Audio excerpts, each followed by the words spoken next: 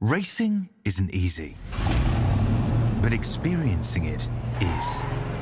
iRacing puts you in the driver's seat with the industry's leading sim racing game. Drive on laser scan replicas of the greatest racing circuits from around the world. Go head-to-head against other drivers chosen by skill-based matchmaking to ensure competitive racing at every level. Compete across all your favorite series. In officially licensed cars, engineered to deliver the most accurate driving experience possible.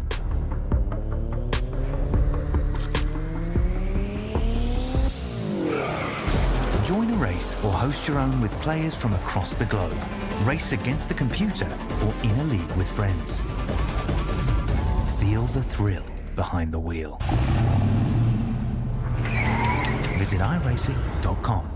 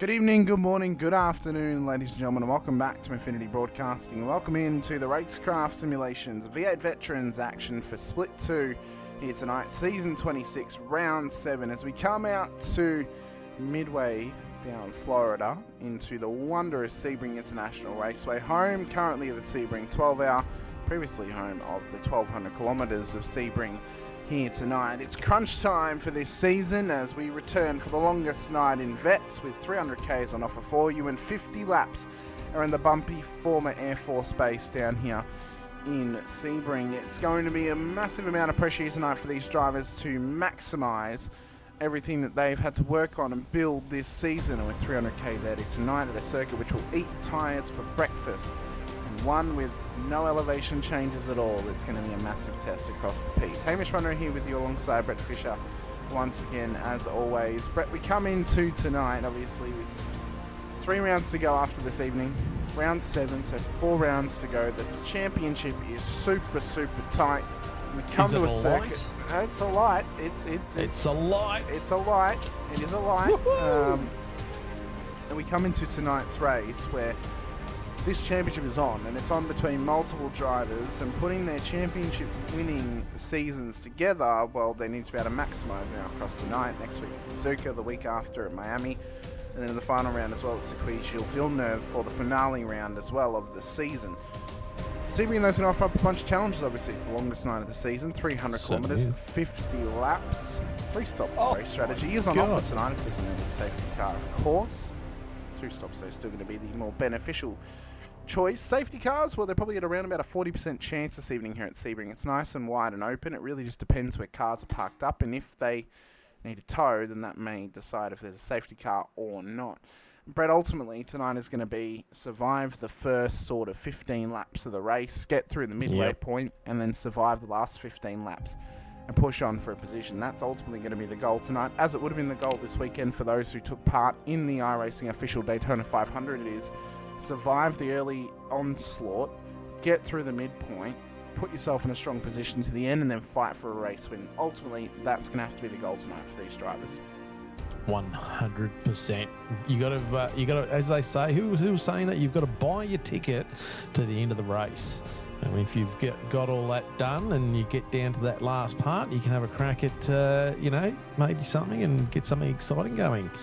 But we're in for a real treat tonight. We're on, as you said, the old airport bits and pieces, the concrete bouncy, the twisties, and the fasties and slowies. Well, of course, it's a track with zero elevation change at all. But it is a track as well with multiple different surfaces on it. Of course, it has the tarmac concrete composite, and the flat concrete as well.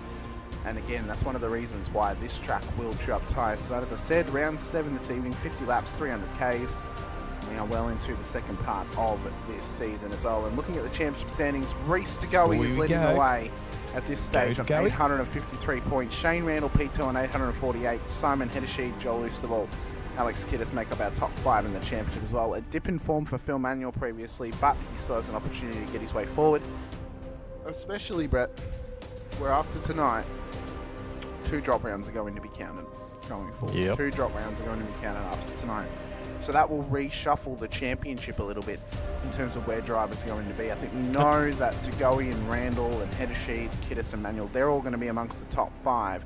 It's whether Oosterwald will be as well. It's whether Friend, Burns, yourself, Brett, or even Gary Buckland or Kokoshi are going to be there as well. Well, I was just going to mention, Hamish, that you have a look at those points. I mean, some of them are mighty, mighty close. Only separated by a point here and there for a lot of drivers. Some even equal, like Phil Manuel and Craig Friend, on the same points. So the championship is pretty tight. And even further down, you go down to Michael Jones, Rick Vigor, or Vigar. There's a lot of very, very similar points. So everything's going to be so critical in the latter stages of this championship. And like we said before, it's building up, and it is going to be a pressure cooker towards the end. Who's going to be able to sustain the pressure and be able to push through and continue to move forward as we get to the latter stages of this series. Well, that's exactly right. How willing are you to push yourself to a championship-winning position? These are the championship-making rounds. Last week at Silverstone, tonight at Sebring, next week at Suzuka. They are your championship-building rounds. That is where oftentimes drivers will drop performance, drop momentum as well. Even looking back to Mosport as well, it's another round where drivers will often drop performance and momentum, and it kills seasons. And ultimately, the drivers who carry performance and momentum through those rounds are often the ones that come out the other side as the championship contenders in the final round, and often at times will come out the other side as the champion as well. So it's important for these drivers to maximise, not only tonight, but over the next 2 rounds prior to that final round, and try and survive themselves going forward as well. Let's have a quick look at our racing circuit here this evening. Make sure it's quick. I'll make sure it's very, very quick. Make sure it's quick. Sebring International Circuit as we float our way on into the midway point of Florida. We're just south of Daytona, where, of course, the Daytona 500 is being hosted this weekend in the real world for the NASCAR Championship as well, beginning the 2026 season after the clash last Thursday night. Dropping our way on in, you can just see how incredibly flat this place is. It's almost like a flat Road America in a sense. It all starts on the main straight, and we run it up towards turn 1, where there's a difficult pit exit. You're coming out of pits off track, and you're having to rejoin and filter onto the circuit as well. But I think the bigger difficulty is running through 1. You don't want to run it too wide and into the grass before turn 2. Otherwise, you can lose the rears, end up in the barrier, and have a massive moment coming down the hill towards turn 3. So drivers are going to have to be cautious of that early in this race. Dipping your car then through 3, 4, and 5. Again, not trying to get overlap with each other. It's very similar to the first sector of VIR as well. They're through corners, 2, 3, 4, 5 out of VIR. Very similar here at Sebring. Then we come around the big bend at turn 6 and down to one of the best passing opportunities of the whole track. One of the most difficult as well, though. Turn 7 at the hairpin. We then run it up through the S's, up through Fangio at 8 and 9, and towards the braking zone at turn 10 before we run around Collier at 11 and into Tower at 12 and 13. And that first half of the lap, Brett, is its own style of circuit in itself. Again, very VIR-esque, very Road America-esque, just without the elevation changes, as I said. But surviving through there, you're then running down towards turn 14 at Bishop, and then through the dreaded turn 15 and the Lamore chicane. Oh, not the final Lamore corner, but importantly, the curb of death at that unnumbered corner just after turn 15. You do not want to hook up that curb, otherwise you will go straight in the wall if you are not careful. Running it around Lamore corner at turn 16, down the back straight at Sunset Boulevard towards Sunset Bend at turn 17. That'll end out the lap. Pit entry, fairly easy tonight, Brett. Nothing too much to write home about. The difficulty tonight is trying to make passes stick and make them stick at the right time and not get overextended on yourself, because often that is where the big mistakes will come, and that's where we'll see those big incidents happening. And the other one too is coming into Sunset Bend. It's always been a tricky one. The multiple different lines people take there, and also the exit has always been one to watch as well. Cars hitting that tyre barrier on the exit of Sunset Bend. It was always exciting to watch, and all sorts of stuff. But yeah, there's some fantastic stuff. Just a quick question. Between 14 and 15, as you said, that they've not named a bend. Isn't it funny how some tracks have named a corner a bend? That's a decent bend. It should have had its own. Look at turn 2. It's barely a corner, but it's listed as turn 2. And then the midway point of between 15 and 16, there's a no numbered corner in there. Yeah, and it should be numbered. Anyway. That's where the curb of death is. That's exactly. where drivers have to be careful. We'll just name it 14A. The American mindset of not naming corners is quite interesting, and how they name corners is quite interesting as well. But maybe that could be like, because that's near where the parking bays are for the planes, wasn't it? Somewhere about there. So maybe just call it. Well, of course, Sunset Boulevard is where one of the landing strips is. Yeah. For the circuit. It's obviously it's parked right on a very, very flat piece of land. No elevation changes to speak of tonight. And the big difficulty is going to come from drivers having to not overextend themselves and not get caught out in any incidents as well. Qualifying has just begun, and multiple drivers have already headed out there to try and maximise on their qualifying efforts here tonight. And who's going to be at the top of the tower? Well, the big names we have to watch tonight, I think, is this guy right here, Phil Manuel. One of the guys we have to keep an eye on, because he's been in a real dip of form lately, and he's got to try and get out of this rut if he can to maintain a top 5 position in the championship. The guy at the opposite end of the spectrum, though, Reece de Goey. He has been on fire the last few weeks, leads the championship as well. He's probably been one of the 2 best drivers this season, or one of the 3 best drivers this season, alongside probably Alex Kiddis. And then in the early portion of the season, we could look to the likes of between Phil Manuel, Shane Randall, or Joel Oosterwal as that 3rd driver. Right now, though, the game's being won by Kiddis and de Goey for mid-season performance, and mid-season momentum has gone the way of both of those guys. Whichever one comes out on top will be dictated, I think, by possibly how they run tonight or how they run over the next few weeks. I'd like to see where Jones ends up after the qualifying tonight. After his run last week, wasn't he sensational? And then, unfortunately, we never found out. Hopefully we can find out at some point what happened to his pit strat that took him out of that game. So it'll be interesting to see where old Jonesy comes on the ladder tonight, and see if we can pull off something miraculous. Well, miracles can come towards us if we're able to put everything together as well, and for Michael Jones, he begins his qualifying run, and whether he can put together himself a perfect qualifying lap tonight, that is still yet to be dictated out here. Bit wide at turn 1. Doesn't affect him too much, though. I think majorly... the car was just a bit skaty in the back by the look of it, yeah. I think the major factor is, Brett, you've got to get the first 5 corners right. If you can get them right, you can set yourself up for the next sector. Next important corner to get right is turn 7, and then probably turn 10 is the next important one to get right after that as well. And I think if you can build upon your lap as you go along, getting these little micro sectors correct as you go along as well, that's going to help build the confidence across the lap, and will actually keep your rhythm and your momentum going across the lap too. So very important now for Michael. He maximises across the next half of this lap. Definitely. Interesting to see how that car, the attitude on the car coming out underneath the bridge there, as you hit the braking markers, geez, the car danced right on its nose. And then, and just one of those things, you try and get the car as straight as possible, get on the gas again. And these corners, it's really sort of difficult to get the throttle down and keep the car balanced and all sort of stuff. Not too much steering input, don't overdrive it. And with the warm track tonight, the tyres felt a little bit squirmish. I don't know how other people felt, but I felt like that they were just feeling a little bit squirmish under the car. Well, what I can see from how Michael's car's reacting right now, it doesn't look too bad. He's kept it nice and tidy across this lap.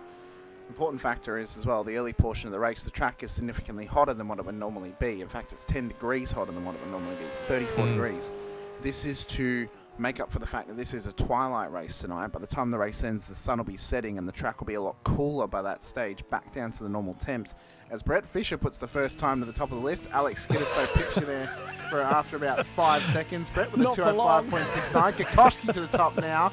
205.42 goes to the top. What can Michael Jones offer us? This is a 205.35. And as I said, that lap looked spectacular. He was right on the edge of grip, but he kept that thing planted underneath him for a solid performance across that lap. Some drivers still trying to finish out the laps at this stage. Hallel Cesar as well. Tough season for him. 2 pit lane starts thus far this season. So again, this is a real rebuilding season for him, looking ahead to season 27, where he can maybe win his second Split 2 championship for Infinity Motorsport. If he can do it, he's up to P5.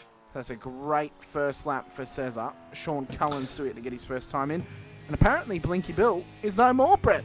All of a sudden, we have Stable Sally in Damon Fisher. Yeah. He's had a bit of, what do you call it, all brand, and he's now on fibre. Very good. Love to see that, Damon. Very, very good. Yeah, it'll be good to see how it goes tonight. I must say too that that lap that I did there was probably the fastest lap I'd done. That was my PB, so I was quite happy with that. Pull that out at the always in qualifying, Brett. You'll do heaps of practice during the week. All of a sudden, it gets to qualifying, and you've pulled out your fastest lap of the whole week. Not normally though. I just struggle in qualifying, and actually my second lap was going to be faster until I got a little bit of a slide. I reckon I might have cracked into the 5s, which I would have been pumped about. Have you considered not sliding, Brett? I'd prefer not to, but it's just there's a lot of things to organise when you're driving around. Very true. Is Damon on an out lap or? Well, he's just ran it wide at the final corner, so I think he's on a push lap now, and that last lap was a bit of a throwaway for him. Got a heap of chats out there already with us. Sando045, so there's 2. Brett Horsell, Phil Manuel.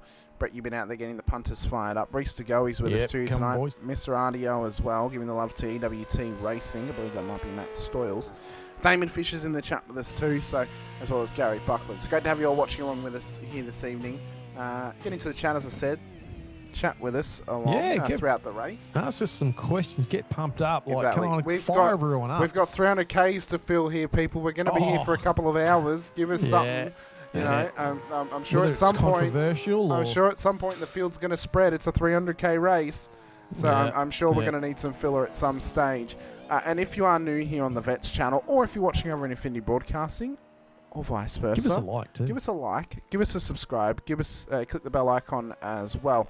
Be sure to do it on both channels. That way you're notified whenever we go racing on the Vets channel with the Vets stuff of Split 2, Split 3, Split 4 over on Infinity Broadcasting. You'll be able to catch more of myself, and the wonderful co-commentators I get to work with, including Brett Fisher for Vets. We simulcast across both channels, of course, for Veterans every Saturday night. Mondays are our other day we go broadcasting, 11:50 a.m. We have Highside Motorsports NASCAR action, some American action for you. And then as well, later that evening, 7:50 p.m. Australian Eastern Daylight Savings Time, we have the VRS Porsche Cup coming your way with our own Britton O'Brien in the booth with me as well for the rest of this season. So you'll be able to check out all the action with us across the end of the season for multiple leagues all around the world, Brett. It's an international audience now. It's an international operation. Absolutely fantastic. I'll tell you what, the timing tower's gone fairly quiet at the moment. You see Damon, he's going to... no, geez, that was a bit awkward there too. He might be on a run under this time. Michael Jones out in front still at the moment with a 205, 353. Craig Friend's just gone off track there, so he's one that what he was in. He's not going to count. Kokoschki in second spot at the moment, 205.420. Gary Buckland in third spot at the moment with a 205.693, and Alex Kiddis in fourth with a 205.695. Craig Friend in fifth at the moment with a 205.924. I won't read all of them because that'd be boring. Be but here that's for our a top while. five at the moment. Yes, yeah, it we is. would be. Yeah. But I mean, that's the top five at the moment. Hasn't moved around at all No, much. You it see a hasn't. few people in pit lane. And I think that's one of the difficulties of Sebring is actually finding more microsectors and finding your gains is very hard when you Ben get Brook out to going the up. top end. Oh, That's a great qualifying top lap from five. Ben Brook. Top effort Here from we go, Brook. Kiddis. As Kiddis goes to the top, 205.16. Manuel goes to P4, but Jones pits in the end. Jones. Randall got to a top 10. Jones with a 205.12. He saw Kiddis' time. Kiddis would have been Wow. wrapped with it. And then all of a sudden, Jones has come along and said, Boom. haha, Nah, you thought not you today. thought you had pole. No, you do not. Chris Blanchard pulls his car up. So does Paul Burns as well.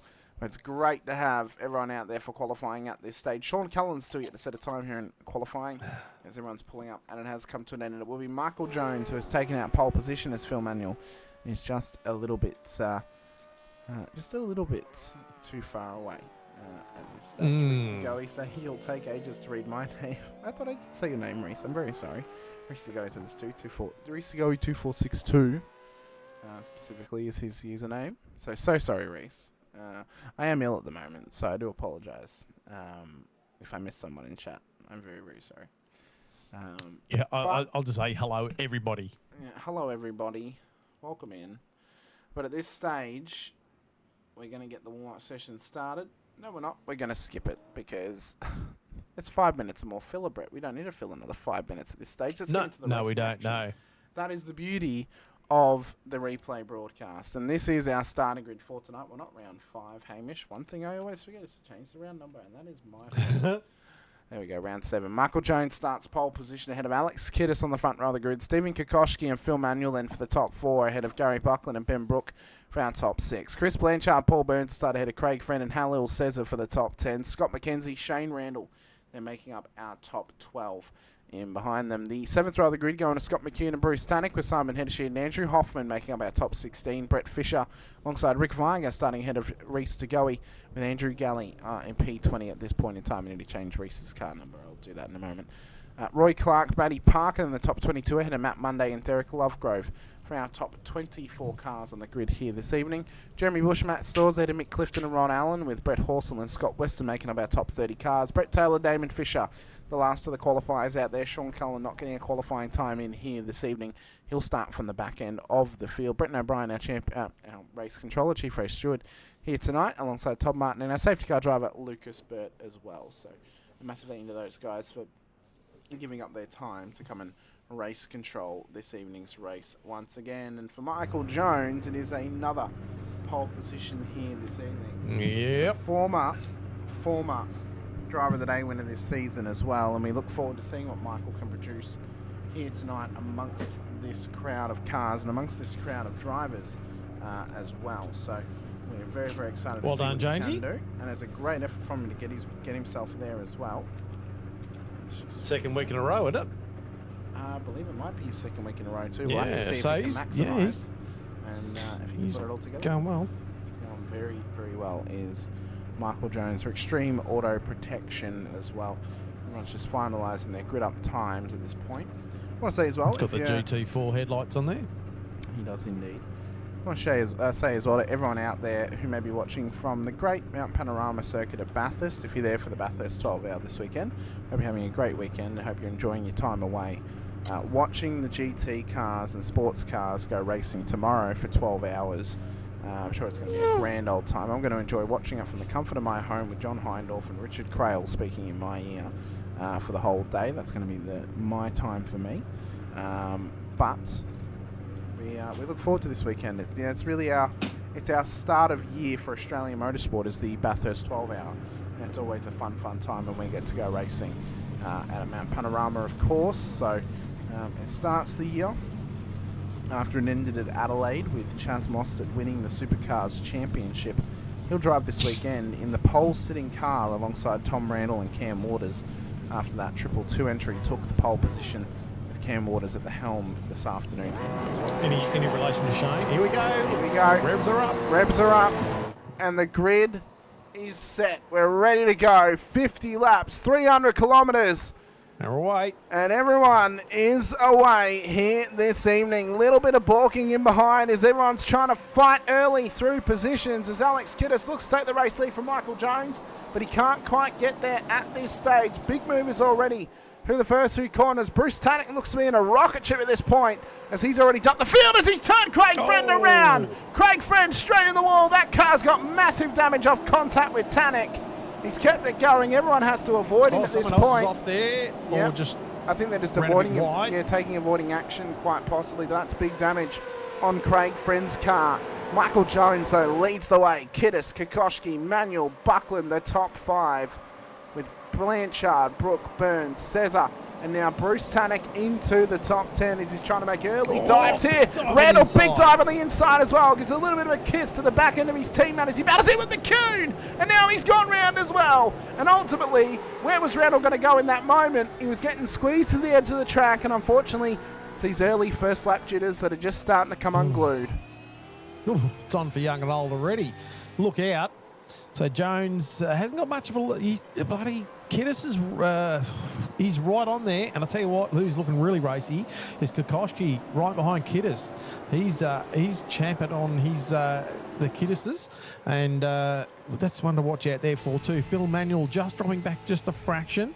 But a lot of pressure coming from Steve at the moment. Tell you what, Kokoschki's going to be one to watch here this evening. Across the portion of this race in the Synergy Sim Racing entry, of course. We know he's got pace. Gary Buckland just in the background there, the silent assassin, as you like to call him. He's very silent. I'll tell you what, though, silent assassin in qualifying tonight, Ben Brook. Now, I know that Ben has had some sports car racing experience before, probably has done many laps around here at Sebring. That he has out-qualified himself completely on his average this season. That is a great effort from Ben Brook. Qualified inside the top 10. If he stays up here, this will be an all-time finish for Ben Brook tonight. Just want to shout that out. Jeez, that's wide from Tannick. It's very, very wide from Tannick. Slide on the car.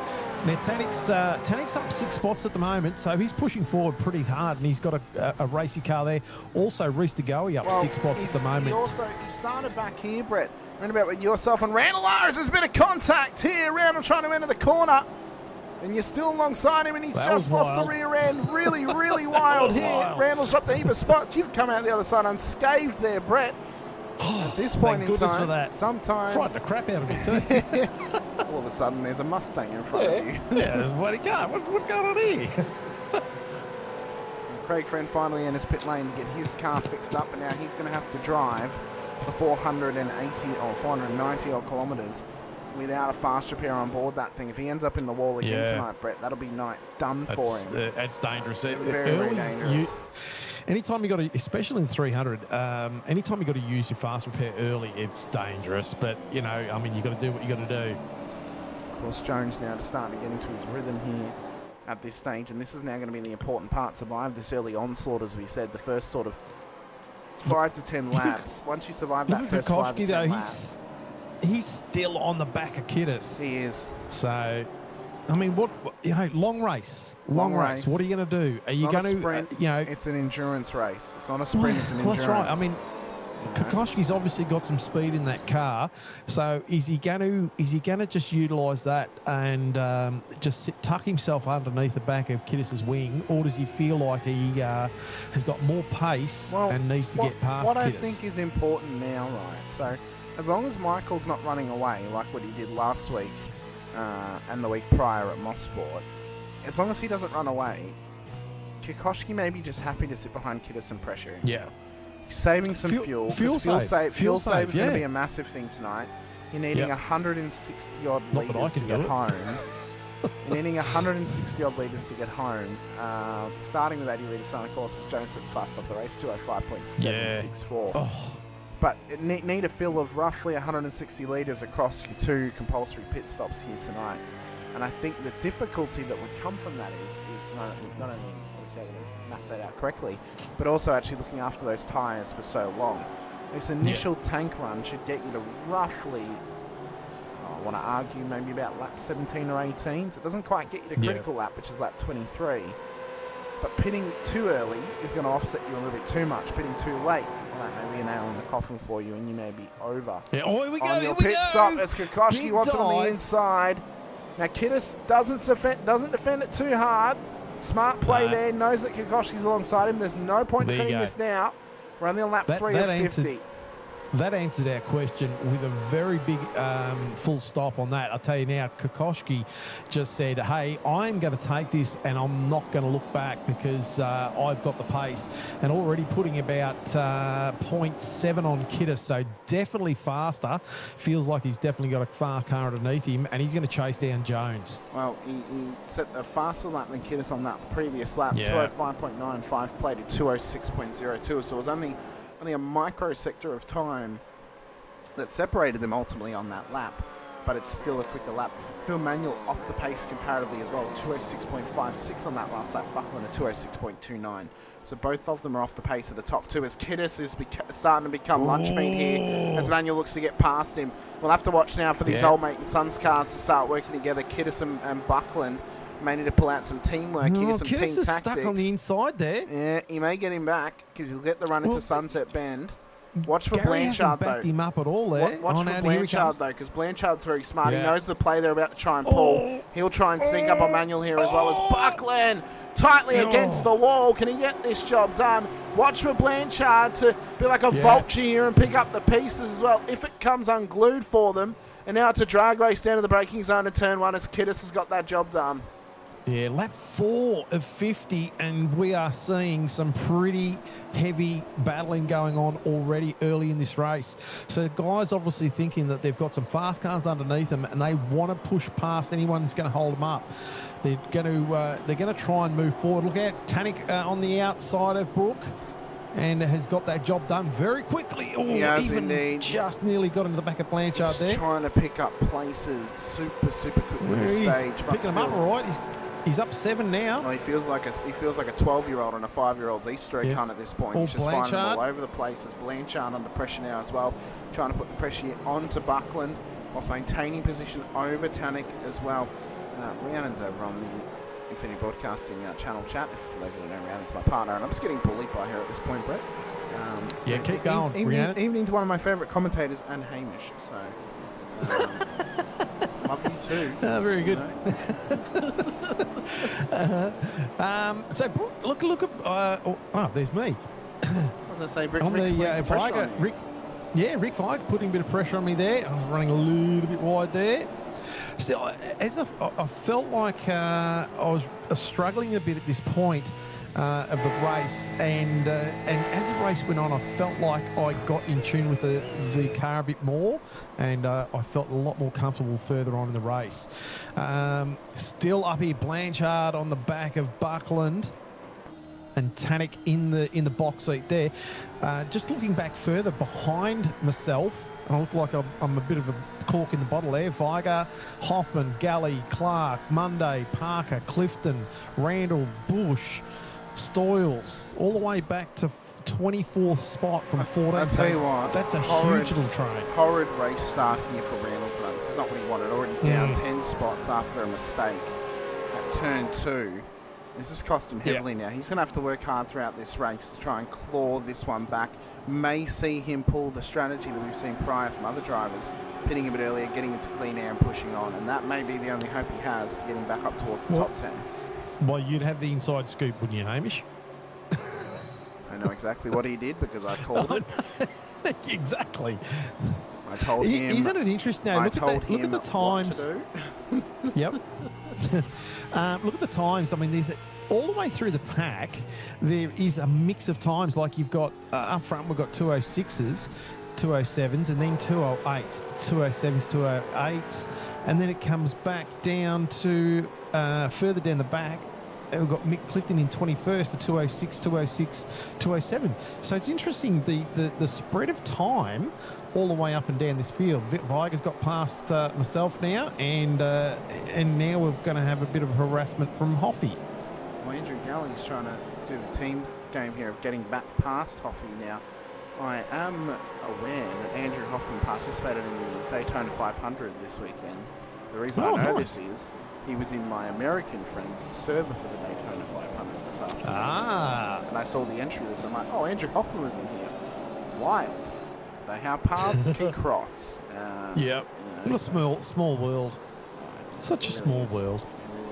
Blanchard looking racy on Tannick. So that Tannick has actually got past Blanchard there. So Tannick is now up to 8 spots gained. And Blanchard's smart. He's just let him go at this point. He's not pushing him too hard. Yeah. He's happy just to sit back, let Tannick push forward, and hope that he may ruin his race or somebody else's. Early on in this race, there's no point for Blanchard trying to battle him. Better just let Tannick go and let Tannick battle other people. And when I say ruin their own race, it doesn't necessarily have to be that Tannick takes him out. It could just be that he battles super intense, super aggressive against them, and Blanchard's right on them the whole time. And we've talked about that before too. Yeah. It's not a diss against anybody. It's just obviously their racing style, and it can sometimes have detriment to their own race. Ultimately, Bruce's driving style is very aggressive. He's a very aggressive driver. He'll put his car in a position where if you turn in, you can hit him. Pays off for him sometimes. Other times it doesn't. But that's Bruce's driving style. That's how he approaches racing. Everyone has a different driving style.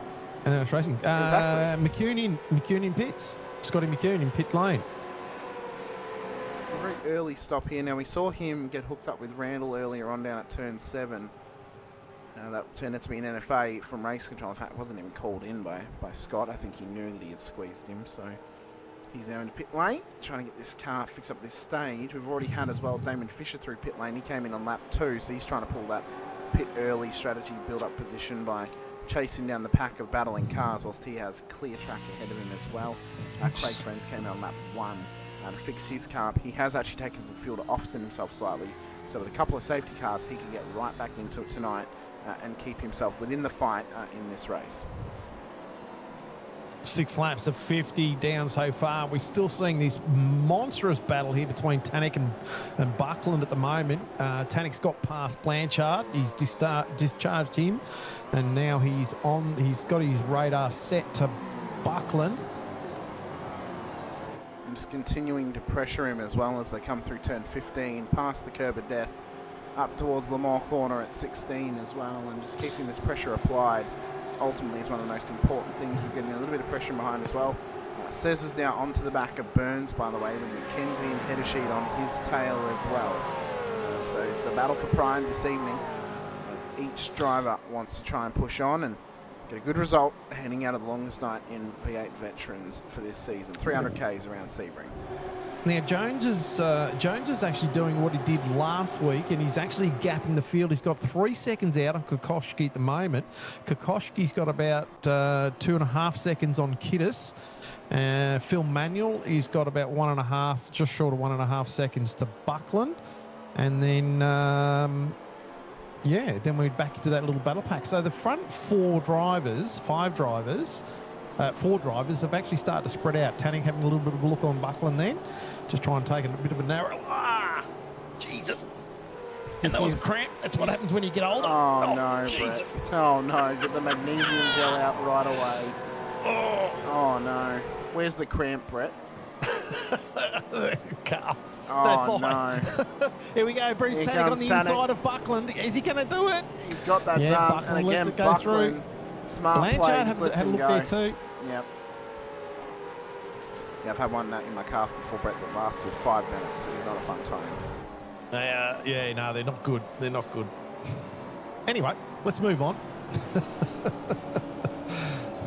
So Blanchard still looking racy there. He had a bit of a look when Tannock made that move and tried to go through with Tannock, but couldn't quite pull it off. So Gary just covered off quite nicely there, and that's status quo for them. You know what, great effort from Ben Brook thus far across these last 7 laps. Held his own, his held position, P8 at this stage, so he's down 1 from his qualifying position tonight. And it means the only driver who's gone past him is Bruce Tannock, so he's doing pretty well out there inside the top 10. Paul Burns being put under pressure here from Halil Cesar as well, so Paul maybe hoping to survive, but again, so early on in the race, you know, got to try and find some friends out there so early on. It's not a sprint, it's an endurance race to the end, and ultimately trying to work with other people as Brooke has had a massive slowdown. That's allowed both of them past him. Well, actually, that's going to hurt. That's unfortunate because he was doing really well until that point. Is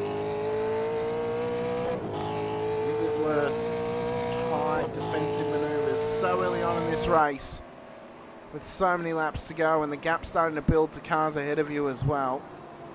You're hoping for Cesar's case it's not going to be the case here tonight, and for Paul Burns, Jones out to hang on. Jones out to 3.5, 3.6 seconds now, so he's building on that very, very quickly. He's lapping at the moment into 206.660, where Kokoschki did his last lap was a 7.250. Alex Kittis was a bit faster with a 6.428. So interesting to see what's going on there. Manuel did a 206.990. So Steve Kokoschki lost a bit of time there. Yeah, he's given up some time to Jones over the last few laps. Looking at the lap time history of them at this stage, Jones has been out lapping him here for the last 5 laps of this race, Brett. So ultimately, Kokoschki's going to start to get a move on. Otherwise, the gap's going to start to build. And ultimately, Jones will get a free pit stop in terms of being out of hold position for points, as Hoffman and Andrew Galley, I believe, have gone off together down at turn 10. 2 cars off the road. Well, that's Hoffy's one of them. No longer Galley attached. is the other, as Lovegrove has run it wide, as well as Matt Monday, and I think Shane Reynolds trying to take evasive action as well. It's all happening back here at the back end of town. Matt Monday trying to get himself sorted. He's gone round down here. It's all going off on lap 8 of 50 here at Sebring tonight. tonight. Car behind there slowing as well too, I heard. I think it's Hoffman. It is Hoffman. He's just run it wide to let Cullen past him. So it's all happening at the back end as the battle up the top continues on as we power towards lap 9. It says it's trying to go for the move here on Burns. Will he let him have it? No, he's going to try and cover him. Again, is there any worth trying to cover him at this point? It's Kokoschki's coming to pit lane, so he might be trying to undercut now. Get out in some clean air and just push on and try and get past Jones out of pit lane. Wide run. Is he upside him there? No. No, he's tucked back in. So, yeah, as you said, Kokoschki in pits. Oh, geez, that was a big lunge. Oh! That was a really large lunge there. And Burns is being very aggressive here in the defensive acumen. And at this point, Brett, he's already given up 2.5 seconds to the car ahead. Is this even worth it at this point of the race? Watch him down towards 7. All says it looks like he wants to go for the move. He is. It's a late dart. He's alongside before 7. Is Burns going to leave him enough room? There's a bit of contact. He hasn't. They continue on. Burns is off the road as Cesar survives. Burns coming off second best out of that. But I'll tell you what, have a look behind. Have a look behind Cesar there too. They've bunched up big time. So there's going to be Ben Brook. Got fairly close to header sheet then. He's back there as well. Reese de Goey is amongst this too. So he's trying to push on at this stage of the race. Hedersheed's up 6 as well, so Hedersheed's pushed forward. He's done really, really well tonight as the Kiwi winner. And I think it was it last week he took the race win, Brett, out at Silverstone. So Yeah. of course, a race winner now this season, knowing that he wouldn't be here for possibly the rest of the season. He didn't think he'd be here tonight, Brett, but he's out there and he's racing. I was there, Yeah, so unless he's got a someone else in his seat.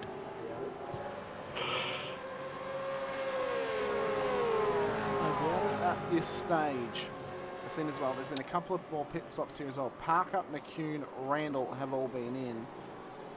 Same as Hoffman Kosh, just of leaving course. pits Hoffman's as leaving well now. after that contact. Friend amongst that back end still needs 2 more stops. He pitted on that 1. So he'll still need Jones 2 more out. stops to count as a CPC. Jones out, sign. As 6 Brooke seconds comes into now. pits. So Jones just making time. He's seriously pushing on at this point is Michael Jones, Mackenzie and Hedersheed pushing forward as well. There's a tight battle further back as Brett Horsel's being put under pressure here from the EWT crew. Scott Weston and fellow Battle of the Bretts driver, Brett Taylor as well back here. Yep. Did you mention Ben Brook and Burns in pits? I said Brooke was, and Burns has Brooke, only just yeah, come and in. Burns. So yes, Yep.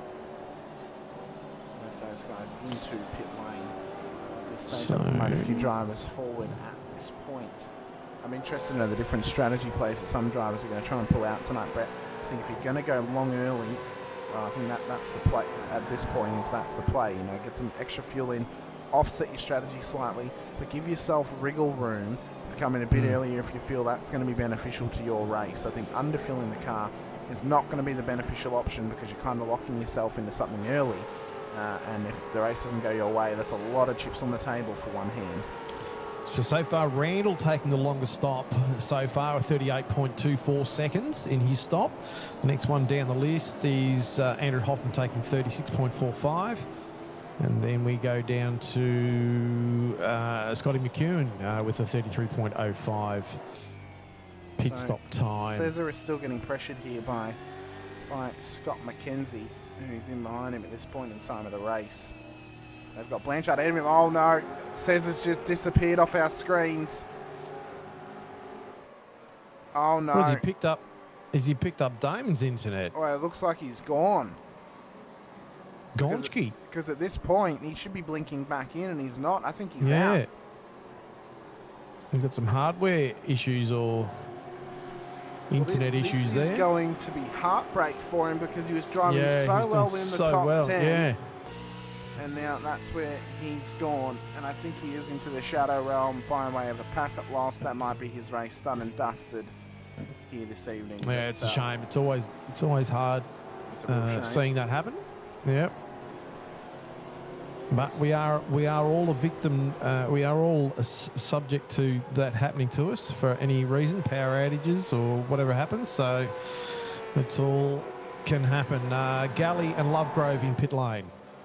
And track temps are starting to come down now, Brent. So now we're down to 30 degrees here tonight. For track temperature, 26 degrees ambient. So it is starting to come down at this point. But we're still about 6 degrees away from the optimal vets track temperatures of 24 degrees, track temp 18 degrees ambient. Monday also in pits. So Buckland, back on the tannic. Behind him. So if you're Michael Jones, surely you're just pushing on at this point and continuing on, and there's no point coming in early at this stage. Jones is getting himself back into the situation he was last week, where he was really commanding this race quite strongly. 6-second gap on his next competitor. That's huge. That's in a different league. So you usually see what it can do tonight. We talked about it last week. It's Jones to lose. And it's definitely showing the same thing again this week, is that that gap just is slowly increasing all the time. So Again, quite superior on track. I'm still a believer, Brett, that if Michael could sort out his fuel strategy, he'd be unstoppable here in Split 2. I think that is legitimately his biggest crutch at this point, is the fuel strategy game and the fact that he plays the fill it up early and then take a shorter stop later. And ultimately, I think that is his biggest detriment at this point in time. imagine what it would do for him if he was in a team that could help him sort out his strategy, sort out his fuel. Yep. So then he can race how he's racing, and not be buried in the pack by a very long stop early in the race. Couple of faster laps. Hamish. Scott McCune's right. doing a 206.425, and Simon Heddersheed doing 206.580. Well, yourself and Mick Clifton are down to pit lane here, Brett. Yep. As we just hit lap 12 of 50, so we're slowly creeping on up the number of kilometres here tonight. Ron Allen has got big pressure on the back of him from Brett Horsell. Big crowd of cars, by the way, who are currently up 14 spots. Allen, Horsell, Weston, Taylor, all up 14. Cullen up 16. Bush and Stoyles up 13. Clark up 10. Viger up 8. DeGoey up 10.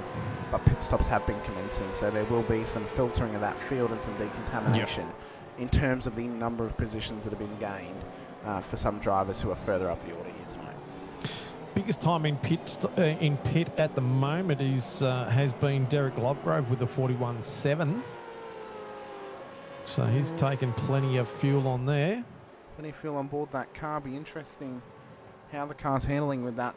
Namely as well, just to give the update on Randall. So when he actually came in on lap 8 and he put that much fuel in, he actually filled the car to the brim. So he's actually probably taken a good part of 90 odd litres that has actually filled his car to the brim. So the car should actually be planted a little bit more now off the back of that pit stop. Yes, he's done obviously quite a few laps ever since he's come through pit lane. That's the important part to think about now for some drivers who've taken their fuel. Have they filled it up to the brim to kind of stabilise the car with such a loose setup around here that can then help you push on for faster lap time? And I think that's where the game that's currently being played for Randall here tonight is just trying to get stabilisation in the car, keep up the pace and push on, because ultimately he's dropped 10 spots in this race off the back of a mistake of his own and then a mistake of somebody else. So right now he's trying to maximise, get up positions, and I think if he gains any positions tonight or gets into the top 10, that'll be good enough as a win for him here in terms of making up for something that's been lost so early in the race. Well, he's got to protect he's got to try and protect his championship as much as possible there too. So he wants to try and get as many points as he can, continue his racing push for this championship, and hopefully everything will sort itself out. I only need a few things to happen on track. We might get a safety car and things like that, but time will tell. At this point too, Bruce Tannock has still got Gary Buckland hot on his heels. So I think for Tannock now, he's not pushing on quite as aggressively. He's got that initial race start jitters out of him, got up 10 spots. Sits comfortably in P4. He can just slowly push on now. Hope a safety car pulls him up towards the race leaders, and then he can push on again in an aggressive manner. But he doesn't need to be aggressive right now because he's already gotten past the amount of cars ultimately than he needed to off the race start to get himself in contention for a podium here tonight. I'm sure Gary will be quite happy to just sit there behind him, stay as close as possible, get a bit of a fuel advantage from him, and just, just let's roll the laps out.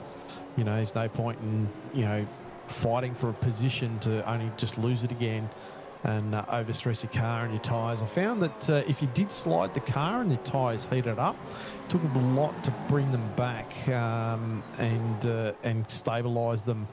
So it's very important to look after those tyres under the car with what you've got. Monday doing the best lap of his race so far, 206.327.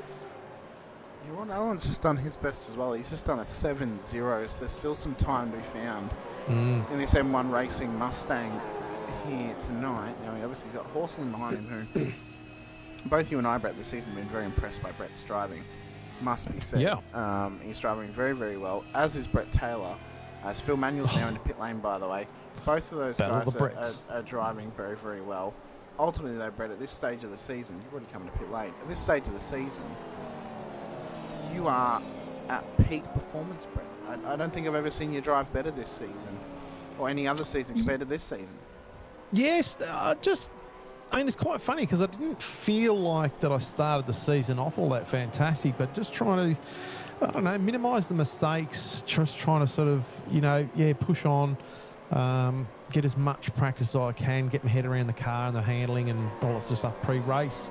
And as I think I said to you or said to the broadcast earlier, I wasn't really excited with how I was driving this car throughout the week. I just wasn't. I thought there was more in it for me, but I just couldn't find it, you know. And it's just one of those things where last week I felt like the car was alive. I felt like I could really drive the car and get, you know, really wring its neck and get a lot out of the car. Where this week I found like it just didn't come to me naturally, and that's, you know, I had to fight for it a bit harder. But as the race went on, I sort of felt a bit more comfortable in there. We've got, who's that dropping That's down? Ben Brooks just getting past Phil Manuel, who's just came out of pit yeah. lane. So Phil's just exited now and coming in behind Ben. So it's a relatively good game for Ben through pit lane, but he has taken a 9-second faster pit stop than what Phil did. So there will be a reset after the next stop that will equalise these guys out a tad. As Bruce Tannick has just gone off the road. Oh my God, that is a wild incident for that Mag and Turbo car. Massive incident to that car. This could be a safety car. I'd say with a broken front end like that, the right-hand side's really all discombobulated, and the front splitter is gone. I don't know whether that motor's running or not. I don't think it is. Definitely going to cause a safety car. Jones has stayed out. Jones has stayed out. The safety car driver's just hopped on board the Racecraft Simulations safety car, but it's not come out of pit lane just yet. So for Jones, he's got to bring it in at the end of this lap. And those drivers who've already come into pit lane, they've got a choice to make now. That they could either come in again, offset their fuel slightly, commit to a 3-stop, or they could stay out and take track position. And I think ultimately it depends where you started this race and where you currently sit. I think if you're further back and you started further back, you take the advantage of coming in now, offsetting the fuel, and getting some time back on the road in your next pit stop. We go. We've got DeGoey in pits. We've got Viagra in pits. Clark, Bush, Stoyles, Allen, Horsell, Taylor, and it wasn't Kokoschki. No, Steve, it has already. You all right, mate? Race. I am. Do you need a bit of a? No, do you need a bit of a kip? No, well, I do because I'm not that well at the moment. So, but I'm here and we're pushing on. Oh, Jones just lost the rear end. That's got to be a money shift, Brett. The way the back end of that car went round, that's got to be a money shift down at turn 10, and the race leader is off the track. What has he done? And that car is not starting up. Oh, second week in a row. What has he done? He's thrown it away. Oh, my heart goes out to Jones. What a travesty this is going to be for him. Had a 6.5-second lead over the pack, and he's cooked it. He just pushed it too hard. He's pushed it too hard back to pit lane. Out yet, or? Well, it's awaiting the race leader, which is now Alex Kiddis. So it's awaiting Kiddis to come around to the pit lane to pick him up. So the issue for Jones is just pushing that little bit too hard. Has cost him big time here tonight. Wow. Oh, that's a shame. I mean, Jones, we said it last week, it's his to lose. And what has he done? He's money shifted it. Unbelievable. So strategy this week hasn't hurt him. You know, just unfortunate driver error. Kiddis in pit lane. Here we go. Buckland in pits. Here we go. They're all heading to pits. We expect them all in. There'll be no point staying out at this point. You've had a free pit stop offered to you unless you've already been in. So Kokoschki's already been into pit lane, but he has a 10-second gap over Phil Manuel. Then it's a further 8 seconds back to DeGoey, then a further 10 seconds back to Clifton. So maybe if he's willing to give up 3 spots, he could come in, Brett, and offset his fuel a bit more. He won't drop many positions, but he will drop at least 3. Yeah. I can't believe that for Jones. My heart goes out to him. Unfortunately, Jones throwing another race away because he's clearly, and Kokoschki staying out, clearly, you know, just a level up from other competitors on the track with putting, you know, 6.5 seconds in between him over 16 laps. Here we go. So Kiddis exits in P2. As Kokoschki now has taken the race lead. Manuel will exit in P4, or they come past in P3, sorry. Buckland out in P4. Where's the going to end up in comparison to his fellow Kiwi? McKenzie, he's gotten past both him and Hedesheed, and he's gotten past Blanchard as well. So all of those guys who are yet to pit have come out, and they've come out just at the back end of the top 10. Who's going to be close? Is it Hedesheed or Clifton? I think it should be header sheet. He was at the cone Yeah, I before think so, Clifton yeah. actually came past. So, I mean, you had the front row seat, Brett. What was it like from your point of view? Oh, I don't know. Jeez, I can't see side. I'm not a. Both of my eyes don't go in different directions. I couldn't see both cars at the same time. Well, maybe they should. Have you thought about growing 2 extra eyes, Brett? I'm not a Tasmanian. Oh, Jesus. That's going to get me a lot of. That's going to get me a lot of trouble. Oh. Wayne Shepherd and Luke Ullman are going to come after you now, Brett. You know. Yeah, that, you right? know. Oh, I'll make it even worse now. You know that South Australia, South Australians is proof that Tasmanians can swim. Jesus, Brett. I've offended one state. I might as well go for another. What have you got for Western Australia? Nothing. I'm going to stop there. I think 2 states after me is bad enough. I don't really have anything for WA other than the fact that you go an hour outside of Perth and there's nothing, unless you go south, and then you find places like Bunbury and stuff like that. So, and then Queensland, wet and hot. Northern Territory, wet and hot. New South Wales, big spider. Victoria can't choose what weather pattern it wants to have. Yeah, what weather pattern?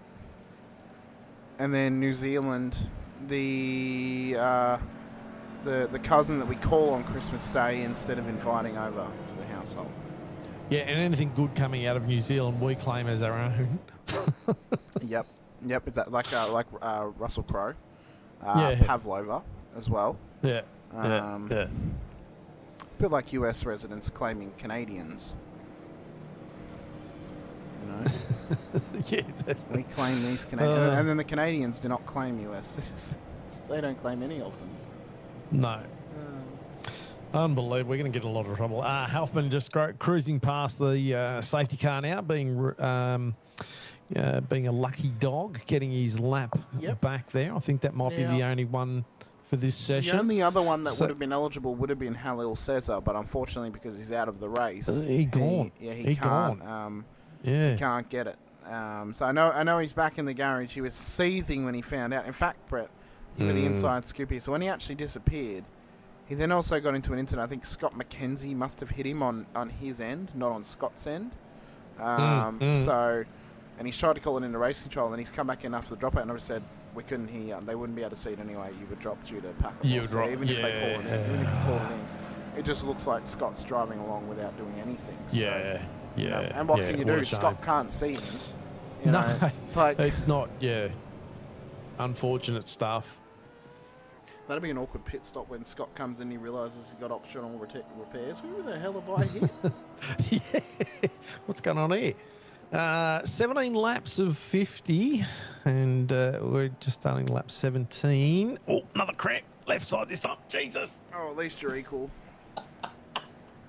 Oh, Jesus. That's not much fun at all. Anyway. At least you're even, Brett. That's the important part. At least you're even. Yeah, so now Kokoschki is leading this race at the moment with Kiddis, Manuel, Buckland, DeGoey in the top 5. Back Mackenzie, Blanchard, Heddershee, Clifton and myself top 10. Viger, Allen, Burns, Clark and Bush for the top 15. Stoyles, Randall, Horsell, Weston and Taylor for top 20. But I tell you what, we're not even at the halfway point of this race yet. No. We've still got another sort of 7 laps or 8 laps until we get to the halfway point. It's another 16 minutes. We're going to be here for another, probably nearly another hour. For the rest of this race. I'm going to have to go and get snacks. Don't worry, we will get a scheduled ad break at the halfway point of the race, and if there is a late safety car as well. So if anyone is running low on snacks or drinks out there, go and get them. It's more so for my sick body to go get a refueling drink. Poor Hamish. I know. How are we all going out there in Chatland too? Get some comments, throw some comments in there. Let's see what's happening. Spice things up a bit. Who do you think's going to win the championship? You know, like who's gonna stick it to the man? At the moment, it's hard to look past the Kiwi of Reece DeGoey. I know he was very well, I'm not going to say very, very sour, but he was probably a little bit sour of season 24 when he just didn't quite carry the momentum that both Doble and Cesar did when he was last in contention. If De Goey wins, can we claim him as Australian? I mean, maybe. That's unbelievable. Maybe. We've got some love in the chat from Peter Kelleher for his Synergy Sim Racing teammate and Stephen Kokoschke. He's done a great job tonight, I must say. Stephen's probably been, I would argue Stephen's probably been one of two drivers who've impressed me the most this evening in terms of how he's been driving tonight. I've really been liking how this car's looked. Faz. Faz is on board as well. Great to have you watching with us, Faz. Yeah, Stephen's probably number one on my list of drivers that's impressed me thus far tonight, Brett. I think alongside him, I look to Scott McKenzie, driven very, very well tonight, currently up inside of the top 10. And then I've been really impressed tonight by one Chris Blanchard as well, driving very, very smart, very, very clean, and a nod to Gary Buckland as well. Both those guys driving very similar strategies this evening. Look forward to seeing how they do across the next 30-odd laps or so. So the advantages here too is Blanchard. So let's have a look. The first of the two stoppers we've got at the moment is Benjamin Brook, Damien Fisher, Craig Friend. But they will need one more because we're fuel before the critical lap. So I think I hear the safety car take off. But what I was going to say, in the people out there that are leading at the moment, the longest stop at the moment is Christopher Blanchard with a 45.6 second pit stop with Simon Hedersheet of 45.04. So they're going to be in some healthy waters. Taking advantage, Brett, of the yellow flag pit stop that's been given to them. Ultimately. Definitely. And that's a very, very important strategy to bring into tonight and to bring into this race because it is such a long race. Taking advantage of these slower runs through pit lane and around the track is crucial to your race. When they take a green flag stop later, if they have a green flag stop later, they are going to be at a massive advantage over the rest of the field. We'll see when Kakoshi's got the control of the field. He's not gone just yet. No. Look at Manuel.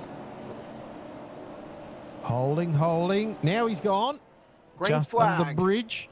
Green flag at Sebring, beginning lap 18 of 50. Here tonight, Kokoschke leads the way down towards turn 1. Blanchard and Hedersheet are going at it as well. Mick Clifton's wanting to get involved. The rock star of Accelerate Sim Racing as he tries to run it around the outside. Can he do anything with it? So Clifton's going to have the inside on this one, but no. Hedersheet makes it through, gives him plenty of room there. Now tucked in what there. What this has done is it's compressed everyone back together again, Brett. And now we look at some of the different strategy plays that are being pulled out here. So those longer stoppers we mentioned, Blanchard, Hedersheet, pretty much they've got to be within 9 or more seconds of the front runners to get to the lead of this race upon the next stop, especially if this battle stays close. So the key number for Blanchard and Hedersheet is 9 or more seconds, as Matt Monday has been passed by getting inside by Brett Taylor. I think Ron Allen just flashed off track there for a second as well. I tell you what, Mick's driving really, really well tonight as well. He's had a tough run this season, up and down season, if you will.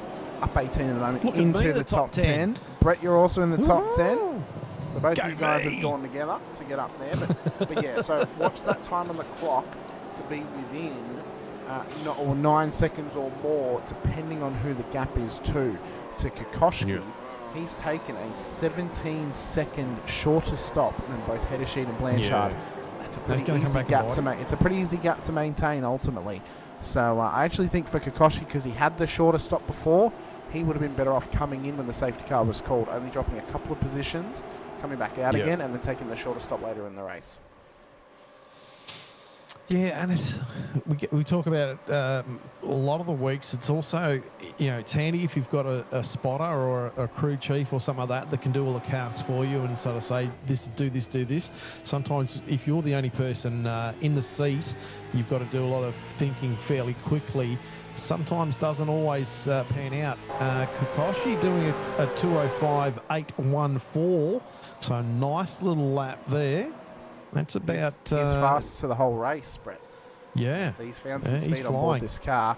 And his So tyres he's are got on a about mission. well, his tyres probably about 10 laps old now, thanks to the fact the safety car saved him a couple of laps of tyre wear. So maybe only 9 laps worth of wear are on these tyres at this point in time. Obviously, fresh tyres. The car's directly behind him. It's not until we get down to Paul Burns that we have the next car with significantly older tyres than the rest of the field. And then behind him will be Shane Randall, who's now only down 5 positions, Brett, compared to the 10 positions he was down prior to the first stop. So he's already made up 5 spots by that strategy play that he pulled to come in early, get in clean air and push on. And he's going to have that advantage too for the longest stop. Pardon me. He's not the longest stop, but he did do a longer stop than some others out there. So if he's going to be able to capitalise on his positioning throughout this little stint, here we go, and attack. Geez, that was a big look. It's a massive Unless look. it was a, yeah. So Randall looking racy. He's going to try and make up as many positions as he can, and that's going to take that slight advantage over other people's pit stops and push him a little bit further later on in the race. Well, Jeremy Bush as well, currently up 10, as is Matt Stoyles. So both of these guys have made a run forward here up double-digit positions. I want to try and maintain this run now and maybe try and gain a couple more as well. Interesting to see how Roy Clark does here tonight as well. He had that horrid race at Monksport a few weeks ago where his shifter actually broke on the rig and almost became like a floating standing shifter. The internals of it having a massive failure. That cost him a good position and a good finish out at Canadian Tire Motorsport Park. As Stoyles looks to go to the inside of Bush. I was going to say, and clean move. Randall also had a little bit of a look there, but probably a bit late to make that dive. Fastest lap of the race. Gary Buckland does a 2:05.584. And look at all those fastest laps of the race, poking their little heads out for a lot of people there. A lot of drivers finding their pace at this point on fresher tyres and cooler conditions as well. We're now down to 29 degrees track temp. 25 ambient as well, so the ambient temperature is not coming down, but the track temperature is currently down 5 degrees ambient at this stage of the race. Down a little 3. bit of a slide there for Stoyles. Yeah, we're down. Sorry, 6 degrees track temperature tonight. Down 3 ambient temperature at this point. As everyone is still going at it hard here. Kiddis has still got Kokoschki in his sights. 1.1 seconds is the gap. He's got Manuel in behind him. Just under a second, who's got Buckland with the fastest lap the last race, 2:05.58. Hot on his heels, the Camaro driver, formerly a Mustang fanatic, and I'll say it again, Gary Buckland just looks wrong not being in a Mustang, Brett. I'll be honest with you. just looks wrong. Doesn't look like it's correct. Just something on Kiddis too. If Kiddis can have a top 5 finish tonight, that's impressive for me, because it means he's been able to sort of carry his momentum a bit further this season, and sort of cementing himself a bit better in Split 2, I believe. Well, let's look at the contenders, current contenders, who are currently within the top 5 on the road. Kiddis, Manuel, DeGoey. They're all around about the top 5 of the championship at this stage. The other drivers who are up the order as well in the title race, Kokoschki, Buckland as well, Blanchard, Header Sheets within the top 5 at the moment, but we know he's going to miss a race or two. And then that's it. Well, then we get back sort of to yourself, Brett, where you're more towards the back end of the top 10, but you've been kind of plucking away, getting consistent finishes this season. Those other guys have been having proven performances up and around the podium, race-winning performances as well. And that's really been the key for them. And then on the other side of that coin is the comparison to one of the other drivers, or 2 other drivers, who is amongst that sort of top 5, top 7 marker. Shane Randall, down 5 at the moment. P17 has work to do if he wants to get back in the top 10. And then Joel Oosterwald, who's away this weekend, I would assume at Bathurst, using a drop round here this evening.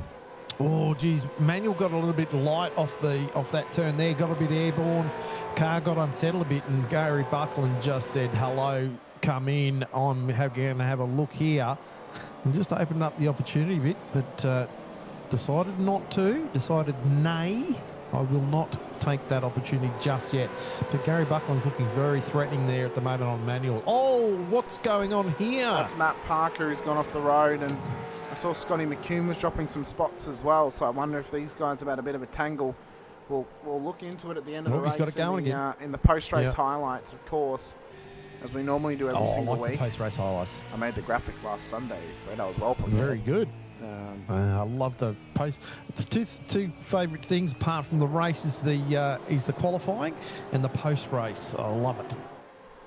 Get onto it, everyone. I think it's so fun that we found a way to call qualifying, and then also obviously show off incidents that we missed throughout the race as well by getting into that's post-race great. highlights. And if I had more time between Thursday and Saturday, I would make an actual highlights package that we would play. Unfortunately, I don't. On a normal week, I'm broadcasting on a Friday afternoon. Come on. On a normal week, I'm broadcasting on a Friday afternoon, and then normally during the day on Saturday, I might be doing something else. Righto. So, Little pack down here, Randall. He's getting pretty feisty too. Just looking at some of the time distances there between some of the drivers. So from Stoyles, Bush, Randall, Horsell, Weston and Taylor. There's not much between those guys. They're on track at the moment.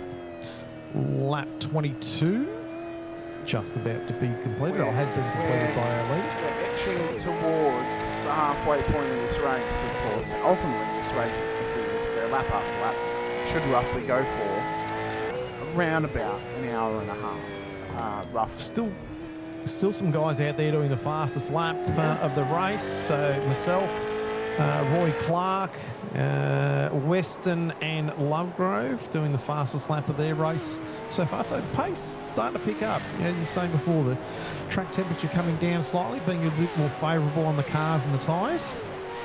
So it depends on how you're driving at the moment, whether you're not overdriving the car. So as well as they lean in towards turn 7 and into the braking zone, Randall's looking for a look on the inside of Bush. Can he get this job done? Well, I was going to say, we can't see it from there. We can only see the bloody driver. We're not going to see whether he gets the pass done or not. It's all right. That was probably just a slip of the finger, was it? That was, yeah. I thought it was this camera. I was wrong. It's because one of my other cars, for my custom cameras, I have nose set as the dash cam. So it's, that's why. That's where the confusion has come from. But it's all good. When in doubt, mash the keypad. I might stop the stream if I do that, so I don't know if I will. Yeah. No, I'll say. So further down the back too, looking at Lovegrove, Brooke and Friend. There's a nice little feisty pack there. Brooke having a bit of a look, or was it Now, we need to watch for Craig Friend as well here, but remembering he's already taken 2 stops tonight. Still needs a third, but he took us in, he took probably around about, I want to argue maybe 50-odd litres in his first stop, being it was around about a 24-second stop. No, he didn't. How do you know? You said you wanted to argue.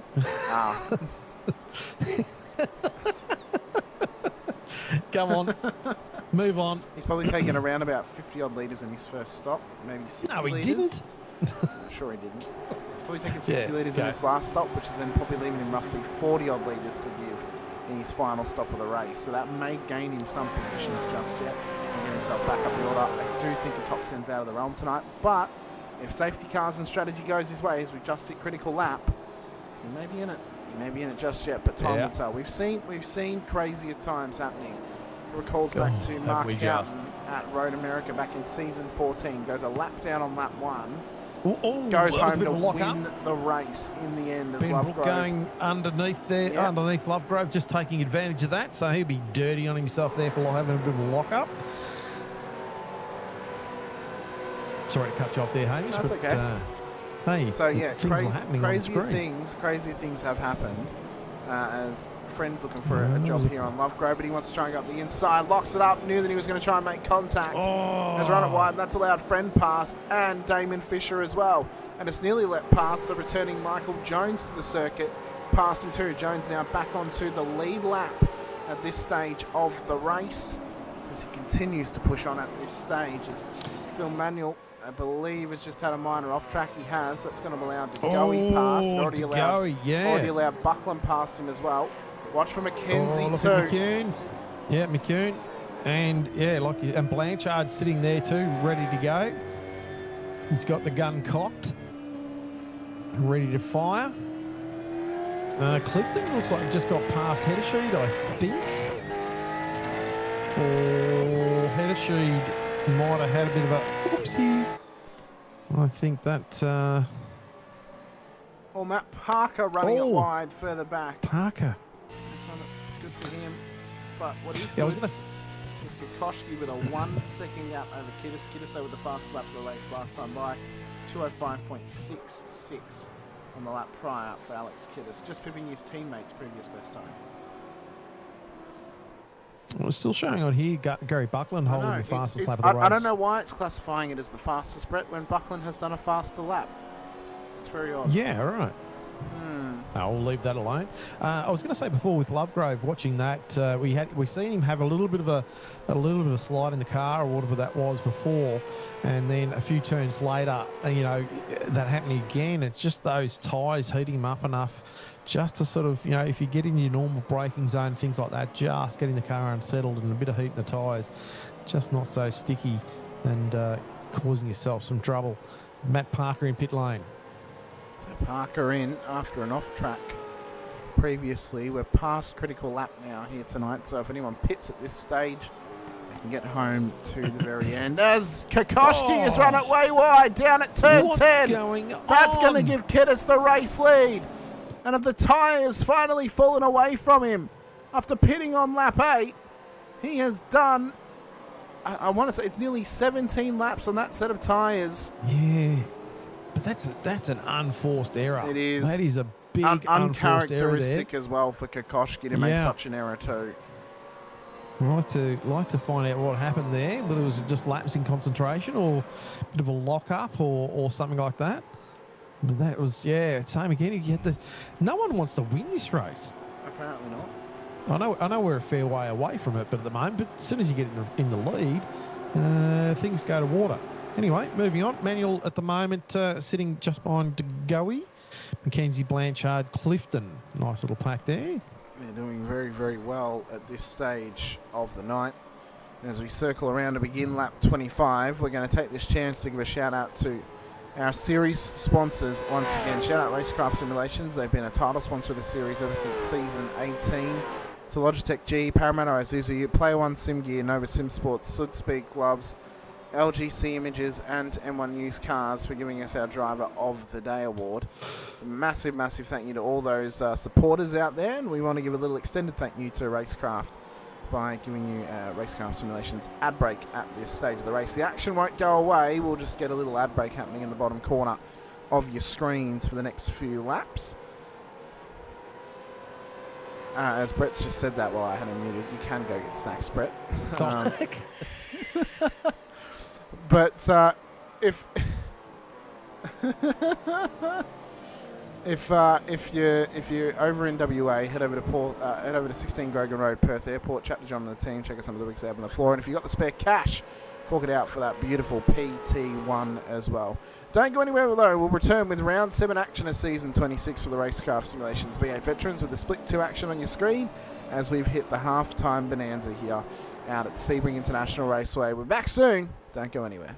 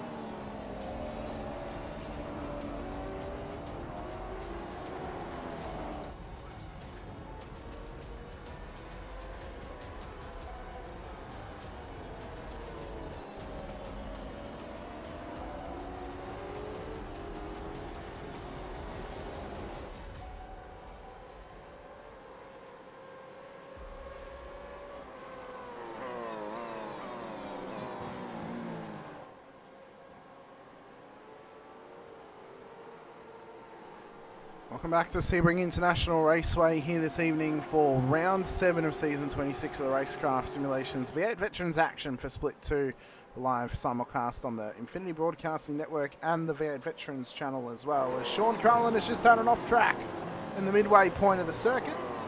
We come about a break and past the halfway point of the race as well. Here's Alex Kiddis leading the way by 0.8 of a second over Stephen Kokoschki, and Brett, at this point of the race, it is arguably the most difficult point of the race, survival. Surviving the midway point, surviving the pressure that can be applied at the midway point of the session as well, and just surviving to the final 10 laps or so is arguably most crucial at this stage. I've caught Brett at the very last moment, apparently. He was not back. Oh, sorry, I just walked back into the room. That's okay. That's all right. I gave Did you ask me a question? I did ask you a question. I want you to answer it without me asking you again. Yep. 15 and on Sunday. Interesting answer. Would you like to know what the question was to see how correct or incorrect you were? Yes, please. The question was, at this stage of the race is the most difficult compared to the start and the finish, because you're trying to keep yourself in check, keep yourself nice and clean going forward. This is often the point of the race where drivers will lose concentration and mistakes can be made, and maintaining lap time and pushing on, knowing how much longer there is to still go in the race. I mean, we're an hour in, we're only just past the halfway point, we've still got another hour to go. How much does that weigh on the drivers, and how much weight does the midway point of the race have? Oh, it's huge. It's huge. I mean, as we just saw not that long ago, and he's starting to sort of making grounds on Kiddis now, Kokoschki, was that one of Kokoschki's little things where he just lost concentration for a second?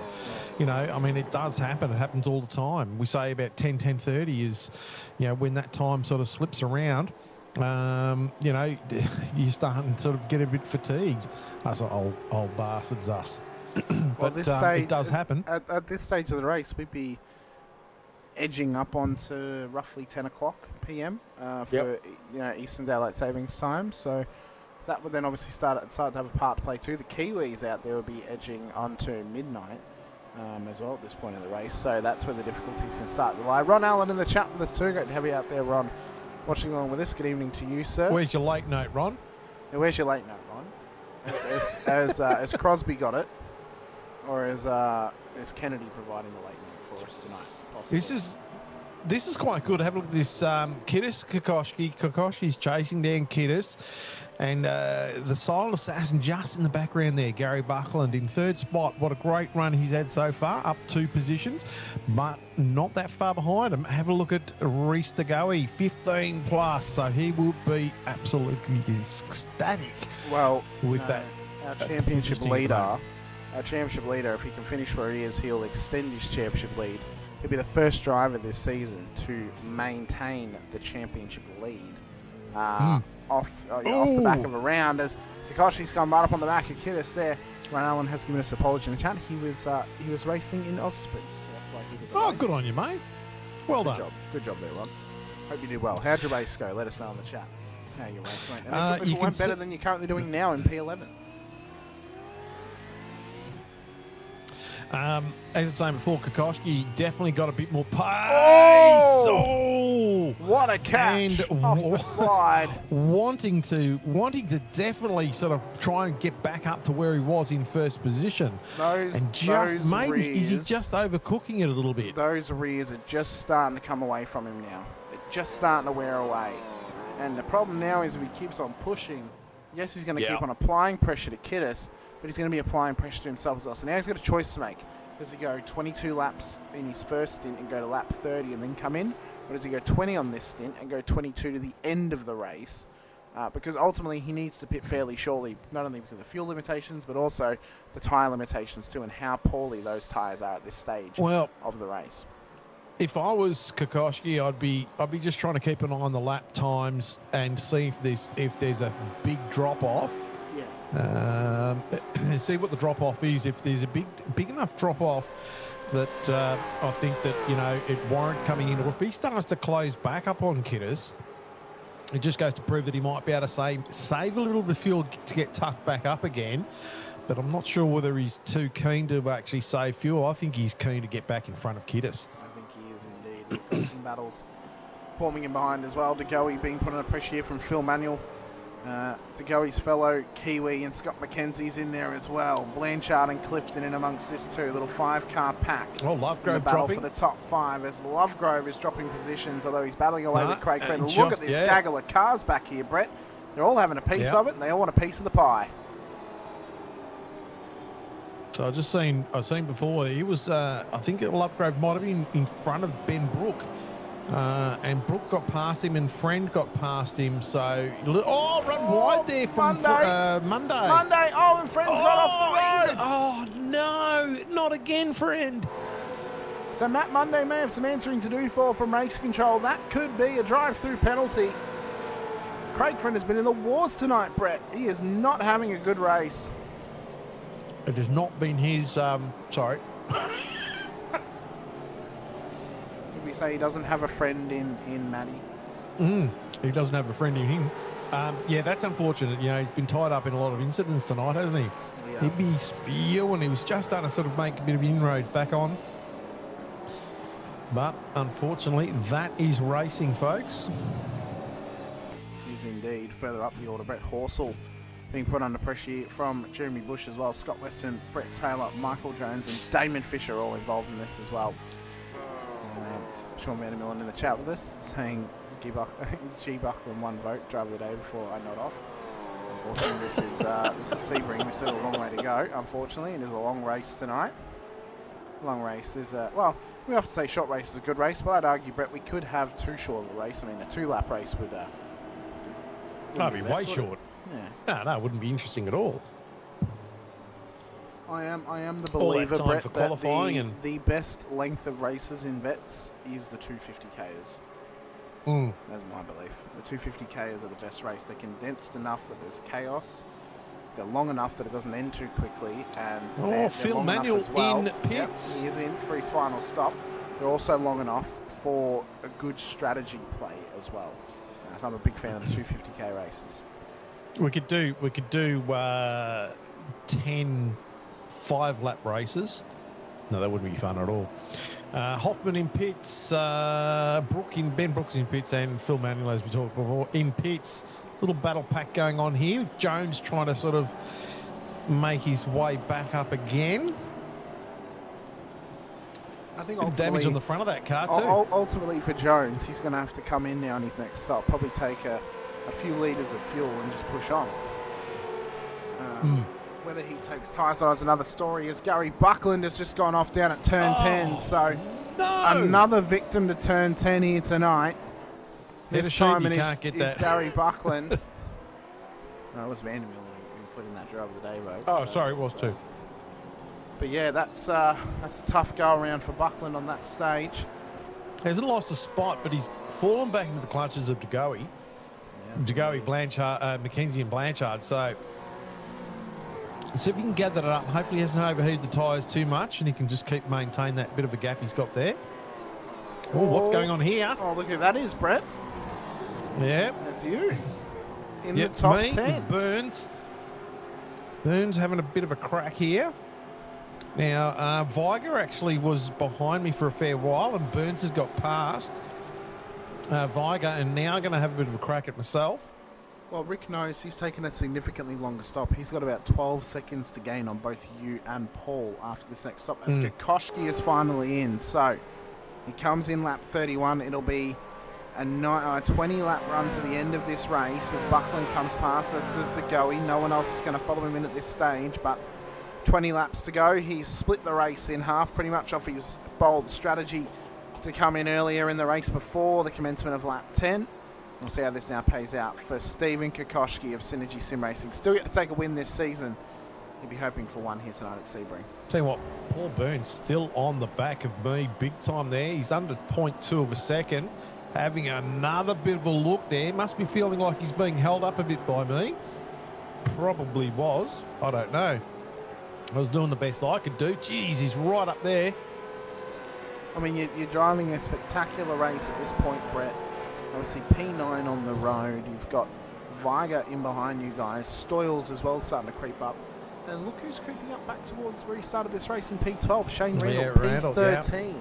So, obviously Shane's already won a Driver of the Day award this season, so we can't nominate him for a comeback drive tonight.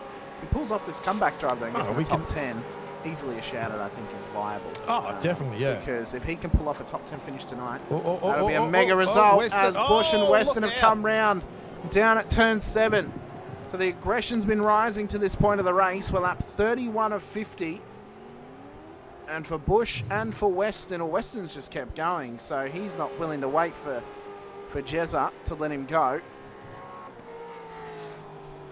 And that locked-on lads car looking rather, well, it doesn't actually look too bad off the back of that incident there, Brett. No, it doesn't, no. A little bit of a crinkle on the fender. But not horrid, not absolutely horrid at this point. As everyone continues to push on at this stage of the race. Brett Fisher, P9 at this stage. Paul Burns, Rick Viger in behind. Matt Stoyles, Shane Randall, Roy Clark. What a race for Roy tonight. Up 7 positions in this race. A top-notch performance for previous alias of Crash Clark out there. Brett Horsell up 14. Taylor up 15. Damon Fisher up 14 as well. And inside of our top 10, right there, Ron Dave. Allen up 10. Mick Clifton up 21. And Reese Zagowie up 16. And Clifton just doing the fastest lap of his race, a 2:06.485. He's driving very well. Super switched on here tonight is the rock star Mick Clifton. We're lap 32 of 50 now, 19 laps to go. Hits. 19 to go. And the next time that this track will see action in real life will be the weekend of the Sebring 12-hour, with IMSA getting prepared for round 2 of their season for 2026 off the back of an impressive Porsche Penske win at Daytona International Speedway for the Daytona 24-hour. They'll be hoping to go 2 in a row to start the season as they head into Sebring for the Sebring 12-hour. Of course, we've got the Bathurst 12-hour this weekend in real life. The Daytona 500 is also on this weekend. It's a packed weekend for motorsport. Bathurst 12-hour tomorrow, Daytona 500 tomorrow as well. This weekend for you iRacers out there, the Daytona 500 special event. Coming up next weekend, the Bathurst 12-hour special event. In the beginning of March, Brett, is the OSR Bathurst 12-hour, and as well as that, the official iRacing special event, Sebring 12-hour to come as well. So much motorsport in the first 2 months of racing. Looking ahead to April, we've of course got the Long Beach Grand Prix as a part of the IMSA season as well. For supercars fans, they return next weekend out at Sydney Motorsport Park for round 1 of their season, as we'll see how those Toyota Supras are going to go in their first season within supercars. So a massive first part of the year for motorsport. You can fill your weeks and weekends with motorsport coming up in the coming weeks and months, as Alex Kiddis is now in. And then you look ahead as well out towards March. The football season begins again. The rugby season begins again. And we move on for another year of sport and motorsport, Brett. It's a massive year. Yeah. You know, obviously Winter Olympics on at the moment as well. So I've been tracking the ice hockey over on the Winter Olympics. It's been really great to see. Clifton, Burns and Viger in pit lane as well. Yep. So all those guys are in. See how this pays out for 33. them. Randall getting closer here to Matt Stoyles, so he's beginning to chase down the EWT car. But, Ron Allen up 22 positions. A great run thus far for the M1 used cars driver. His pit stops are in full commencement now. We've got Damon Fisher battling away with Brett Taylor and Michael Jones as well. It's all happening, Brett. Maybe Ron's trying to go for the driver of the day, sponsored by M1. Well, you know, it would be apropos if an M1 used cars car won it this season. I mean, I'm very impressed by a couple of drivers who've been on the game tonight. DeGoey up 17, Allen up 22. Yourself, Brett, up 10 into the 10. Same with Stoyles, but also Roy Clark up 11 positions into P10 at the moment. This is a great result for Roy Clark tonight. And on corrected order, he could be within the top 10, up a couple of places from where he is right now. 100%. Brett Horsell, whether you mentioned him, up 18. Brett Taylor up 18, and Damon Fisher up 18 at this current stage. He's just lost it down at turn 10 as Damon Fisher off the road. He's gone. That'll bring him back in the clutches of Derek Lovegrove. And now he's lost the back end of Brett Taylor's car. A crucial mistake for Damon Fisher at this point of the race. Is he... he's the first of the 2 stoppers, is he out there? Yes, but he needs another stop because he pitted before. Oh, yeah, because he couldn't get... Yeah, that's right. Yeah. Also, Brett, you want to try and do 37 laps on a set of tyres around here? No. Definitely not. Quickly at the track temperature, by the way, 28 degrees is now the track temp, 25 ambient, so it's actually not really changed over the last sort of 10 laps or so. As Brett Fisher, Shane Randall are now into pit lane. So, interesting here. Shane's not opted to follow Matt Stoyles around for another lap.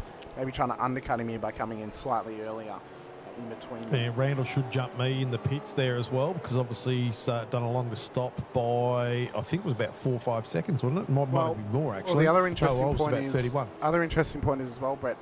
Randall and Stoyles pit stops are only separated by roughly 0.3 to 0.7 of a second. There's barely anything in it between them. So this undercut, if he can pull it off, could be magical for Randall, but it's got to be crucial that he doesn't come out in traffic when he does exit pit lane. Notably as well, Kiddis and Kokoschki, well, both of them only took a 2-second difference on their stops.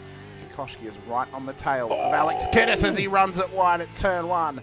Phil Manuel about 3.4 seconds back. This is the battle for the effective race lead, ladies and gentlemen, as either of these guys could be leading later in the race. But I think the important part as well, we've got to look at Blanchard and Heddersheed. The 45-second stoppers off the first run through pits.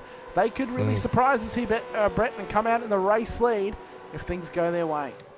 Can't wait to see once we normalise after all this. Oh, that was Ron Allen there too, was it? It was, yes, just off the road. He's a bit of off the road there. I can't wait to see once we've normalised after all the pit stops have come through. We'll see where everyone sits and we'll see what we're in for the closing stage of this race. Lap 34 of 50. And for Kiddis, he wants another race win this season. Took his first earlier on in the championship running, of course, and he's been back in form thus far this season. He took his first win out at Catalunya Grand Prix circuit in what was supposed to be a wet race, but turned out to actually be a dry session with a previously wet circuit. What we've got coming up this week as well, Brett, is to go. He's in. He's for Suzuka, who've apparently got a wet session coming.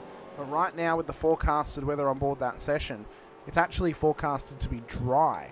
So whether they actually make some deliberate changes to force it to be wet, time will tell from the admins. I'm sure they'll make a choice. I think they should force it to be Stoyles in, Allen's in. Yep, and Degoe as well. I'm under the impression, Brett, that I actually think that they should force it to be wet because some splits missed out on a wet race at a Catalunya. So give them a wet running. Yeah, give everyone a wet race who missed out last time. I was going to say before, Kokoschki, like he's got the speed, but I wonder whether just because he's behind. Oh, there we go. Kiddis doing the fastest lap of the race, a 2:05.201. It must be said, as Phil's pointed out in the chat, Alex has improved his racecraft exponentially over the course of this sort of last season and last half of last season as well.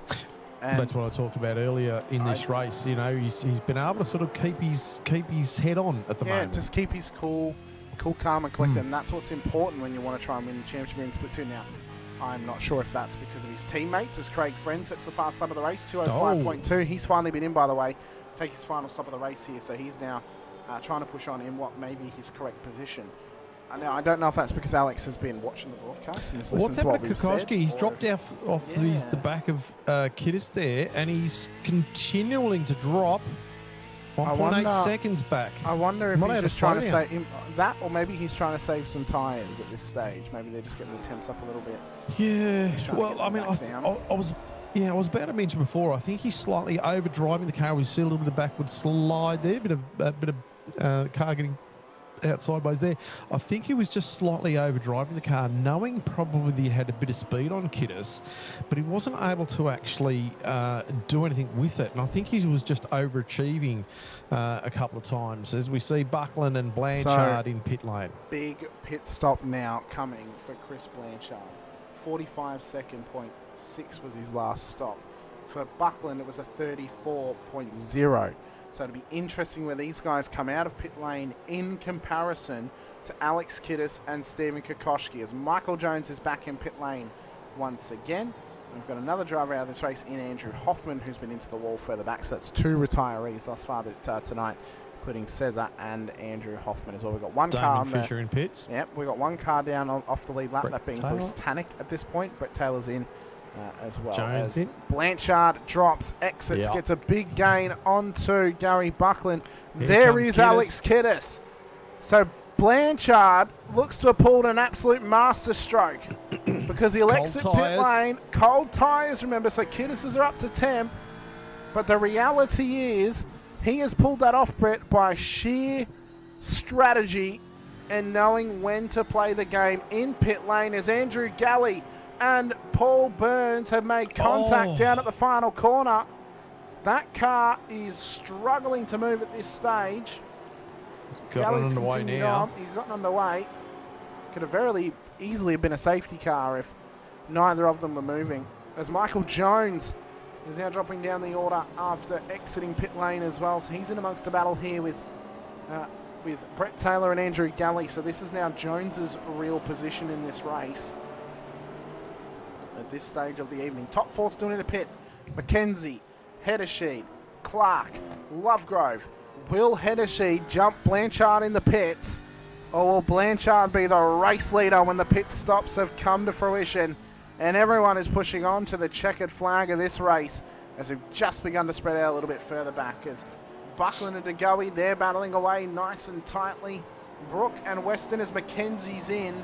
Horsell and yourself, Brett, are battling away back here. We've got 2 of the 3 Bretts. That fight as well from Taylor, Galley and Jones continuing on as well, as Hedersheed takes the race lead. Well, we've got three Bs, Ben Brook and myself and Horsell in 1, 2, 3 there, or as in 17, 18, 19. Brett Taylor back and further than 20 seconds. Scotty Weston dropped a spot to Ben Brook just then. Indeed. Mackenzie in pits. Battling away with Ben Brook. Also a little bit wide through there, has made it through nicely. So Mackenzie and Lovegrove, the former teammates, Lovegrove into pit lane. There is Blanchard. He should jump Mackenzie here. It's a 25.4 second stop for Mackenzie. Significantly faster than Kiddis, but Kiddis will catch him. And so will Kokoschki. But this is going to be tight. Side by side on exit. Kokoschki gets the position. Mackenzie moves on. And into P4, corrected on the road. Could be P5 though, when Hedersheed comes out of pit lane. So just looking at the times, Kiddis on that last lap, he did a 206.986, and then Kokoschki did a 207.383. So definitely Kokoschki just coming off a little bit slower at the moment. So that gap just growing a little bit further. See as well, Manuel, Buckland and DeGoey battling away. P7 on the road, Clifton on the back of them as well. This makes up the rear end of the top 10. This is a feisty little pack, this, isn't it, with Rick Viger in 11. So he'll want to get in amongst this as well. We have got 14 or 13 and a half laps to run here at Sebring before the 300 kilometres are completed. We are an hour and 23 minutes and change into this race. We're a little under 2 hours into the broadcast this evening.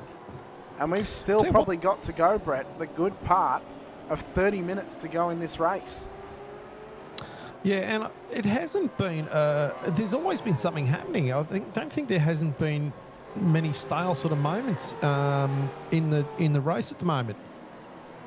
Hedersheed Andrew into Galley pit lane. Yeah, Hedersheed. This will be interesting to see where he comes out. Yeah, this is big for the race win, because Blanchard took a slightly longer stop on the initial run through pit lane. This stop for both of them should be very, very similar. Kiddis is about 2 seconds back from Blanchard. This is going to be close on pit lane for Hedersheed. To Kiddis, he should come out behind Blanchard here at pit exit. As Blanchard comes down the straight, Hedersheed has only just dropped, so actually he's lost a massive amount of time by coming in a bit too late here, Brett. Yeah, and again, that was the balancing act that we spoke about. Pushing the old tyres a bit too far has cost Hedersheed a massive amount of positions, as in fact, he's going to come out behind Scott Mackenzie, He's gone on just that little bit too long with the fresh tyres for Blanchard and Co. Racy here too. He is. With the fresh tyres for Blanchard, Kiddis, Kokoschki, McKenzie, they've been able to pull away from Hedersheed whilst he's been out front, and whilst he's been trying to look after those tyres as Weston's into pit lane. So it's on here for P3 in this race. McKenzie hot on the heels of Kokoschki. The Kiwi versus the Aussie. Synergy versus the Misfits. 38 laps of 50. Now is McKenzie going to pressure him more and make a move on Kokoschki? Kokoschki down to 3.4 seconds off the back of Kiddis, so he's definitely just slowly dropped off the back of Kiddis, where he was definitely faster. So I wonder whether he's just learning that he's probably just slightly overdriving the car, and he gets the back of the car out sideways there for a second. So he's still pushing that car. He's pushing it to its absolute maximum at this stage. You can see the sort of bumps that are starting to form along this circuit for these drivers here tonight as well. Importantly, Scott Weston, Andrew Galley, Bruce Tannock have now all been in pit lane, by the way, Brett. Paul Burns has come in for a drive-through for an incident earlier in the race. As we watch and ride with McKenzie as he battles away with Stephen Kokoschki for P4 in this race. And I tell you what, the one thing is that we would want right now, Brett, but I guarantee you Chris Blanchard doesn't want the appearance of a certain McLaren on the circuit. Yeah, yellow flashing lights, although it doesn't have yellow flashing lights. It should. It should. I think it is egregious. It doesn't. Roy Clark in the race lead at this point in time, but he still needs his second CPS stop to get that car home this evening. And the one thing we probably need right now is an appearance of the Racecraft Simulations safety car, because it would force the whole field back together again. We would have 10 laps to go with everybody on each other's ginger. Stoyles doing the fastest lap of his race. Randall doing the fastest lap. Allen doing the fastest lap of his race. And I've just seen Gary Buckland before do a 2:05. Where is it? 2:05.787. So he's got some things going on there, but he's about 4 seconds back off the back of Hedersheed. So everyone is pushing on here tonight. We've had a chat out there. Are there any restrictions, requirements for entering next season? And as Ron Allen said, you just have to be over 40 years of age, and you have to take part in pre-qual as a brand new driver to the series as well. That way you can be classified into your split, whether that's split 1, split 2, split 3 or split 4. Currently 200 drivers out there with a wait list of drivers as well waiting in the wings to be able to sign up for next season. So join the Discord of V8 Veterans as well. Unfortunately, I can't put a link in the chat, Brett, because I don't have access to the Vets YouTube channel. But find us on Facebook at V8 Veterans. You will find then a link to our Discord over on the Facebook page to be able to find out more information on how you can sign up for Season 27 of the Racecraft Simulations V8 Veterans. At this stage of the race, Brett, just quickly, track temp has now come down a singular degree. 27 degrees. And just looking also, ambient's still 25. Just looking, Damon's putting a lot of pressure on Brett Horsell. Jones putting a lot of pressure on Brett Taylor. So there's a lot of white numbers out there at the moment, but there is probably about 3 or 4 little battles going on. Everyone's pushing on, Brett. Everyone is pushing on to Clifton on DeGoey. No, doesn't look like he can do that. Clark in pits. His final stop. Hedersheed doing fastest lap of his race at 2:06.396. So I mean, I'm intrigued now, Brett. Where will Clark come out of pit lane? He's just dropped. We saw him battling away with Stoyles and Randall earlier in the race. Be good to see where he exits here. As Stoyles come past, will Randall come past him as well? They both will. Randall will. Will Ron Allen get past him too? There is Roy Clark. He's lost out to Allen. A P14 still a great spot for Roy Clark to be in, and he's now got the freshest 100%. tyres of the lot. It's Blanchard, 2.5 seconds ahead now of Kiddis. 3.2 seconds back to Kokoschki, McKenzie and Hedersheed, the top 5. Closely battling for P3. Supremacy here in the latter stages of this race tonight out at Sebring International Raceway. We've got 10.5 laps to go, Brett. before the longest night in Racecraft V8 Veterans finishes up, and we head across to the rising sun of Japan next week out at Suzuka. That's going to be a fun one. The rising sun from the setting sun. The sun getting quite low in the sky here. The shadows getting long. The race is quite long with 10 laps to go, as you said, Hamish. And there's still plenty of racing to go on here. We're sort of watching Hedeshee chase down Mackenzie. That battle's been going on for a bit. Yep. Oh, Brett. Oh! Jeremy Bush is dead. off the road. And I think, is that down? I think it is that one down near? Is that Sunset? No. No, that's turn one. No, that's turn He's one. gone off at turn one. That car is not in a safe position. It's right near pit exit. This could be a Racecraft Simulations safety car. This completely changes the game now. This is the last thing that Blanchard wanted. All of a sudden, Kittis, Kokoschki and Co are going to be on his tail. As that car is in an innocuous position, when will the safety car come out? Because they're not letting Bush tow just yet. A safety car is still in pit lane, so it might be out at the end of this lap, Brett, to pick up the race leader Blanchard, because I don't think they can leave him stranded there or let him tow back without impeding the field. I think the safety car needs to get out there. So this is, if we do get a yellow, which is odds on that we're probably going to get one. I wonder how I know that. It's going to close up this field again, and it's sort of like after a big race like this, we're going to get some tired heads, tired hands, tired feet, and we know sometimes safety cars breed safety cars, and everyone's going to be a little bit desperate, thinking that it may have an opportunity to make something happen in the latter stages of this race. So we'll see. Time will tell. We'll see what happens. On that then, Brett, as the safety cars just entered. Oh, what did I say? Racing circuit. You said like entered the racing circuit. There was a little bit of an accent on it. Bit of a flair sorry, to I didn't mean it. Yeah, okay. That's not a bad thing. I know. Flair. Flair. Super duper. A bit of panache, if you will. Right. As my mum would say, a bit of zhuzh, caviar and penne. Hmm. She would say a bit of zhuzh, Brett. That's the word that she would use. Zhuzh. A bit of zhuzh. Yeah. Bit of zhuzh. She's also the type of person that says peeps, so take that for a grain of salt.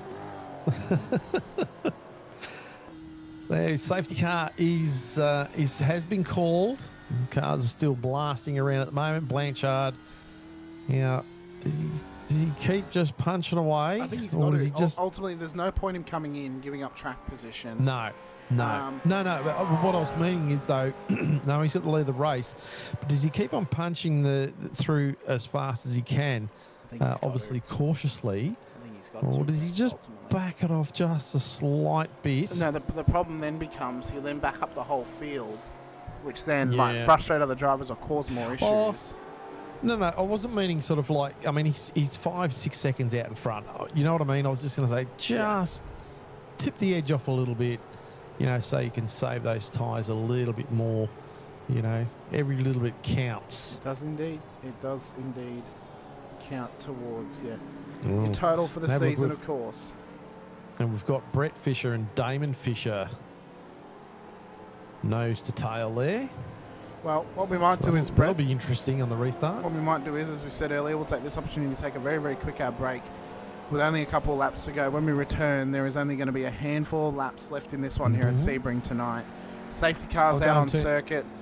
Time to get your snacks. Time to get your No. I was going to say I'm going to go and turn the pressure cooker on. Okay, go. Because it's about to heat up. It's happening. It's going to heat up. Don't go anywhere. We'll be back with more Racecraft Simulations V8 Veterans action for Split 2 here this evening, round 7, season 26 out at Sebring International Raceway. Don't go anywhere.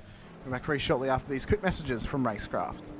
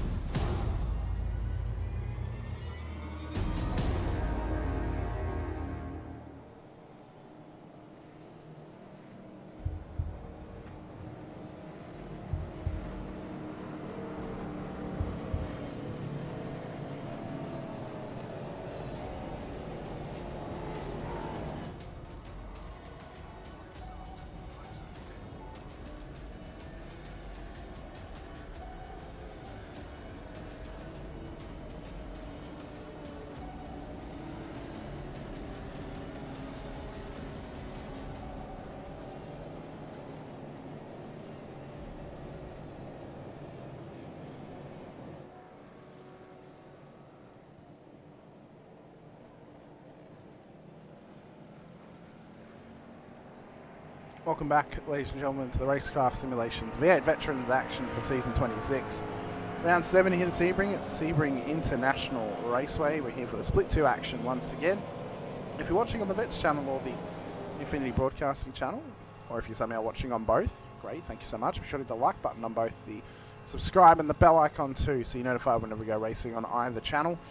Last night we had the double header of Split 3 and Split 4 action coming away from this week. I'm unsure if Split 3 is remaining on a Friday night. Ask Andrew Johnson if it is. I'm unsure. But massive end of the season coming your way. We've still got to go racing at Suzuka Circuit next week. The week after we head out to the brand new Miami Autodrome at Hard Rock Cafe Stadium, and then ending it all out at the wondrous Circuit Gilles Villeneuve in Montreal, Quebec, Canada. So what a better way could we ask for to end the championship than with 3 back-to-back-to-back Formula 1 circuits, modern Formula 1 circuits, to end out our season. It's going to be a grand old time for you at the end of this season. When the safety car comes in, I believe it should come in at the end of this lap, Brett. When it comes in, we are going to have a monumental 7 laps to go of this race.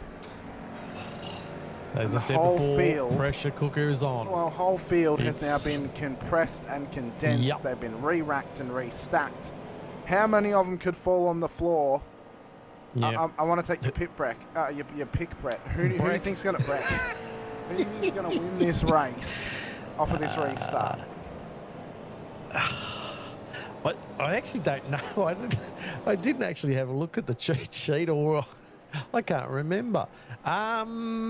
Look, I don't know. I actually just hope that it's a close race towards the end there. I reckon Blanchard might be able to hold them off. I'd like to see Kokoschki at least pressure kid us, because he was faster early in the race. Yeah, I can't exactly answer that, but look, we'll say Blanchard, because I can't remember, honestly. Okay, then. Get your predictions in the chat as well. If you don't know who wins the race, get your predictions in the chat for who you think is going to win out of this current top 10. You have to give a shout out there to those drivers with such an incredible race tonight. Blanchard up 6 in the race lead. Kiddis has done well. So has Kokoschki. McKenzie, an astounding drive, up 7. Eddersheet up 10 tonight. DeGoey up 11. Yep. Clifton up 18 into the top 10 as well. Yeah, that's a monumental effort. Stoyles, Ron Allen, Roy Clark, Fisher, Horsell, Brett Taylor, and even Rick Viger at the back end of the top 10 as well. There are some great performances out there, but also you have to shout out too, he's ineligible for driver of the day. Comeback drive tonight though, Shane Randall. Back up to where he started this race in the P12 after a monumental amount of incidents in the first half of this race. Definitely. He's fought his way back into this race. You know, he took that large pit stop early, which has helped him. We've had a couple of safety cars in between, so that's definitely helped him out there. But he's fought hard, and he's managed to sort of put himself back to where he started from. Probably disappointing at this point for him, but there's only up from here, and he's got 7 laps to try and do it. And it's going to be interesting to see when we go green here. So let's have a look. I'm just having a look at Blanchard's fastest lap of the race. It was a 2:06.028. Alex Kiddis' fastest lap is a 2:05.201. Stephen Kokoschki is a 5.775. So if things, and then even go back to McKenzie, 6.383. But you know, look, Gary Buckland there with a 2:05.584, and Phil Manuel with a 2:05.63. So this field's compressed, and there's some drivers there that are probably a slight bit out of place there. So they, knowing the fact that as we go, we're gone early.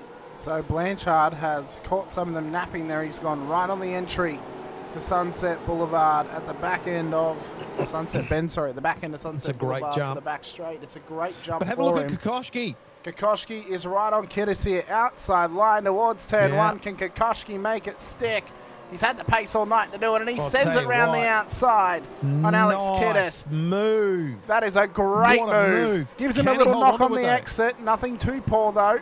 Robbins racing after all. He just gave him a little push across, saying, "Hey, I've got this done. Just back off for a minute here." I'll tell you what, that was a great pass. Really well done there. Now he needs to just focus forward. He knows he's been faster than Alex Kiddis throughout the race, and a number of times that last stint he just fell off the back. So he's just got, I think he's just got to focus on eyes forward and see whether he can just gather that car up, and he might be able to take it to Blanchard. Well, he's also been faster than Blanchard across the majority of the race, as well as Kokoschki. So this is probably his best. I was getting at when I was reading out those numbers before, you know. Probably his best opportunity to win a race all season right now for Kokoschki. The safety car's brought him back into it. We're going to have 6 laps to go when we cross the line. We've got 7.5 to go at this stage as we reach turn 10. Lovegrove and Taylor just dropped up a couple of positions there. Those guys are getting into it, but the race leaders are about to get into it too here, Brett. Yeah. Now, this is the hard thing is too with Blanchard. You've got to try and keep eyes forward. Which position would you rather be in? I tell you now, I'd rather be in Kokoschki's position. You know, he knows he's got the faster car. He knows he's been lapping faster. He's in the box seat really now. So does he try and pressure him early on the cooler tyres after that safety car, make something happen? Gary's looking a bit, Blanchard's looking a bit defensive here, but oh geez, that's really lean. But he's got the pace in the car. Nice move, but can he hold it on the speed that he's got there going through? Oh, nice move there. Blanchard makes try for a switch back here off the exit of Sunset Bend. He's trying to get back alongside him again. He'll get the draft down the main straight. Kokoschki has 2 defensive moves available to him. He'll move all the way over for the preferred racing line. Blanchard sends it up the inside. As they enter turn 1, there's a bit of contact. And he's finished him off. Giving him a double bump. Kiddis has been held up as well. And this is huge now. Kiddis off the podium for this stage. Hennessy and McKenzie are now up there. I think Blanchard, though, may have a drive-through coming his way. So it's not over just yet for Kiddis. He could still get a P3. Oh, how unfortunate is that? That was unfortunate. I would have liked to have seen that carry on a bit further there, but unfortunately those 2 drivers coming together there, and Kokoschki coming off second best. But I'll tell you what, that's closed up the rest of this field. Look at the top 8 drivers all within half a second of each other. Well, again, the safety car was the biggest spanner tonight. It has just squished everybody together. It's kept them close. They're all on very similar tyre wear at this stage of the race. The difference being, how is the body wear? How's the mind wear going on?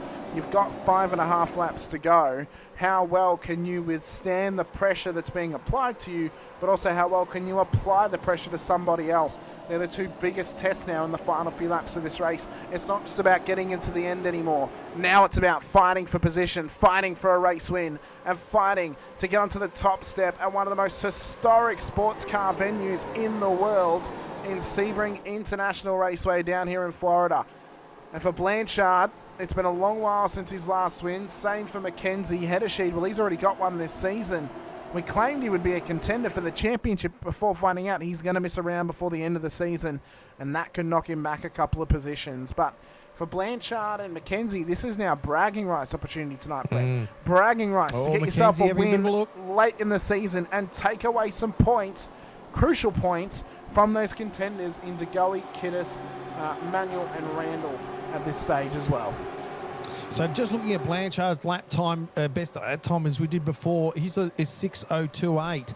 McKenzie is only 0.3 faster than Blanchard, and Simon Hedesheed is about the same. So this is normalised a little bit between those 3, but Kiddis is the faster out of the top 4, and Gary Buckland sitting in back in 5th at the moment, and he's faster, slightly slower, but comparatively fast as well with Scott McKenzie and Kiddis. I'll tell you what, though, noticing the difference in fastest lap time between McKenzie and Hedesheed.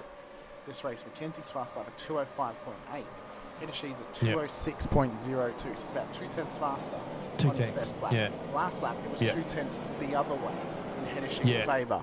Now, we suspect that Blanchard is going to get a drive-through for that moment with Stephen Kokoschki, which is then going to give the lead to Scott McKenzie. For Hedesheed, he's not going to want to have to risk it too hard, knowing that Kiddis in behind him, and he can cost him crucial points by beating him on the road tonight. I think we've only got 4 laps to go, Brett. This is McKenzie's to lose. Yeah. In fact, I think it's his to win at this point as well. Yep. It is an interesting day. Like, I mean, so Kiddis is going to be boxed in there a little bit at the moment, as well as Gary Buckland, unless someone makes a mistake and they can take advantage. But, yeah, it's going to be interesting in the next few laps. Well, as everyone continues to fight their way forward, and they continue to push themselves to the absolute limit. They all fight for a crucial position in the championship post-race. And a race win is going to absolutely change up this championship, as Blanchard has got to come in for that drive-through penalty. That's now going to give Mackenzie one hell of a race lead. So Kiddis now on the podium, and Buckland just outside of the top three, but there's nothing between these top 10 drivers plus. That snakes all the way back to Brooke, 13th place at the moment. Kenzie just pulled a little bit of a gap there on the header sheet by about 0.6 of a second, but Kiddis and Buckland really close at the moment. Is he going to do anything there? He probably just take it easy there at the moment. For header sheet, he's not close enough. For Kiddis, he, as much as he would love P2, it's not worth the risk of what can come about so late in the race with desperate moves. And for Buckland, well, Kiddis is higher in the championship than him. He has a bigger chance of winning the championship. He's not going to want to have to go past his teammate. He's going to play rear gunner to hold back Phil Manuel and Reece DeGoey in behind him, crucially to help Alex in this race.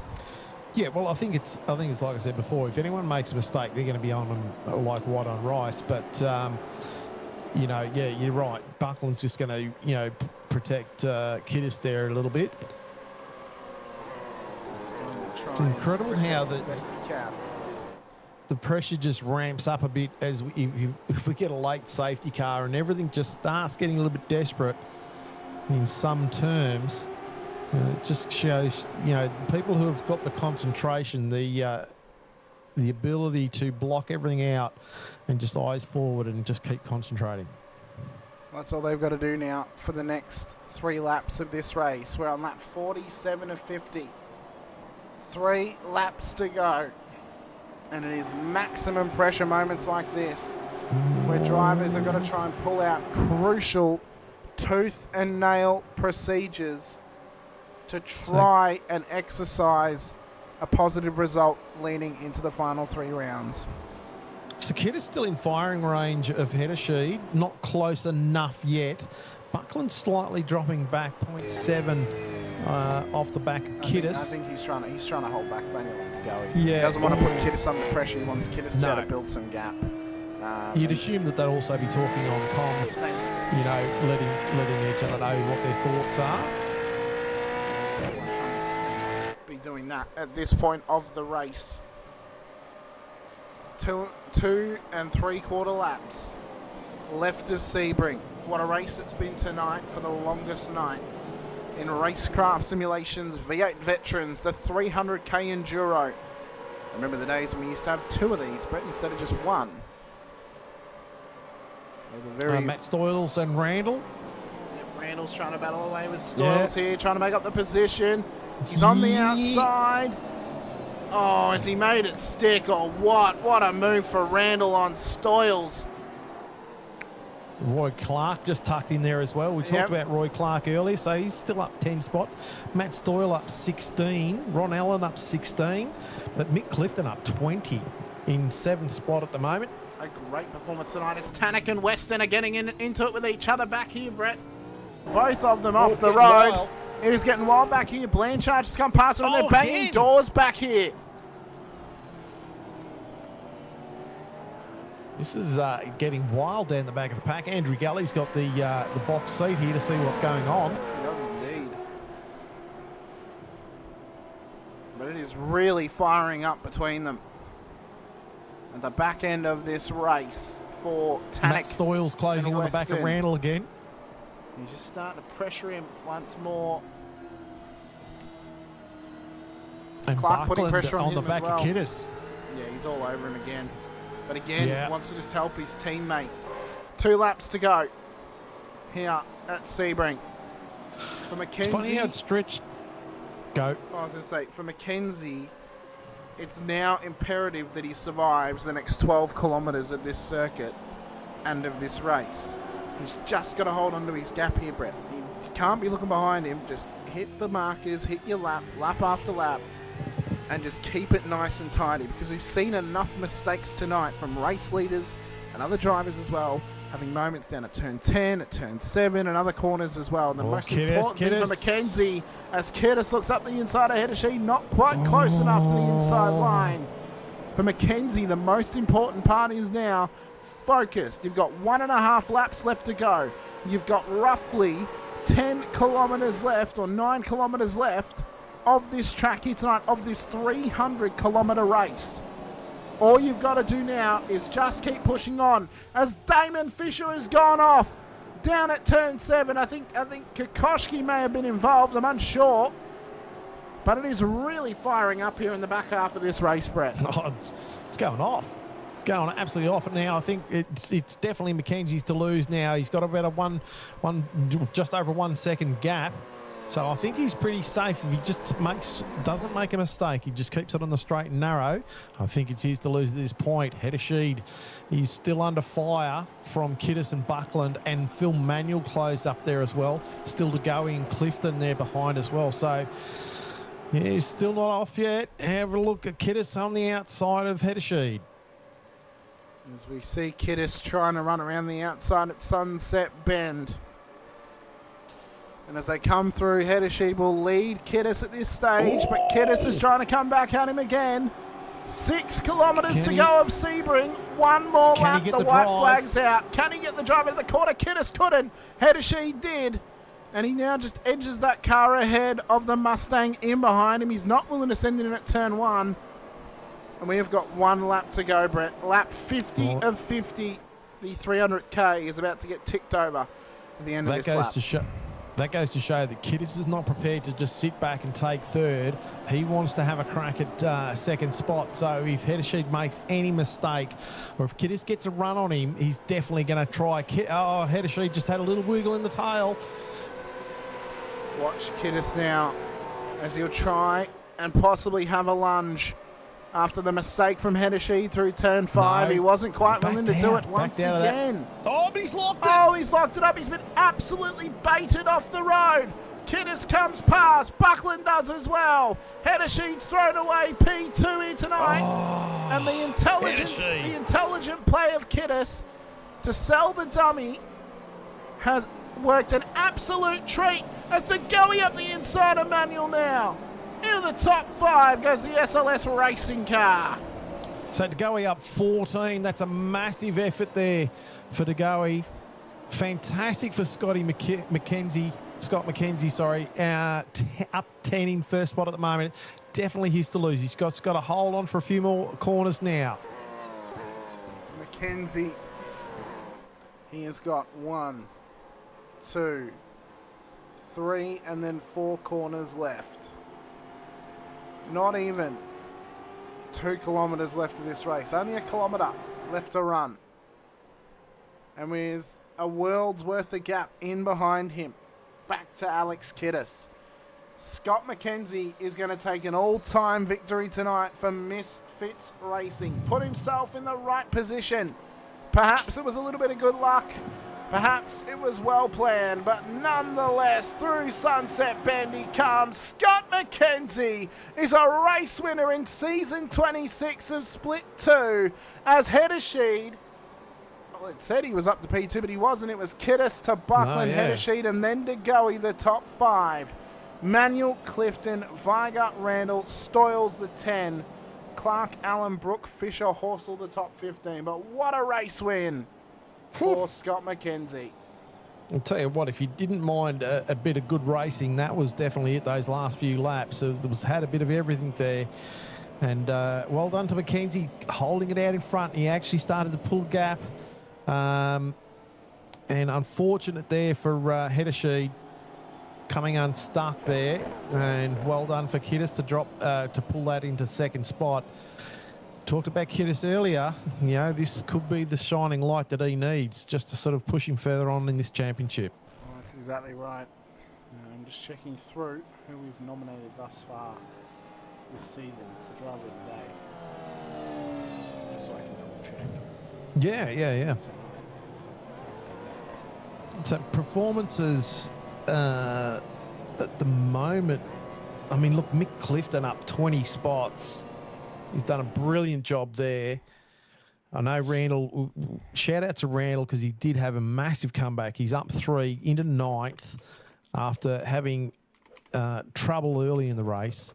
Matty Storrs up 16. Roy Clark up 10. Ron Allen up 16. Reece DeGoey up 14 to get into 5th. That's a fantastic effort. Simon Hedesheed, unfortunately, just dropping down to 4th. But he's up 11 as well. So he's had a great race as well. So I've just seen all the drivers that have not won. I'm only going to nominate 3 tonight. Any apologies. I'm only going to nominate 3 tonight.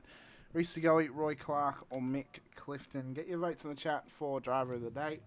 I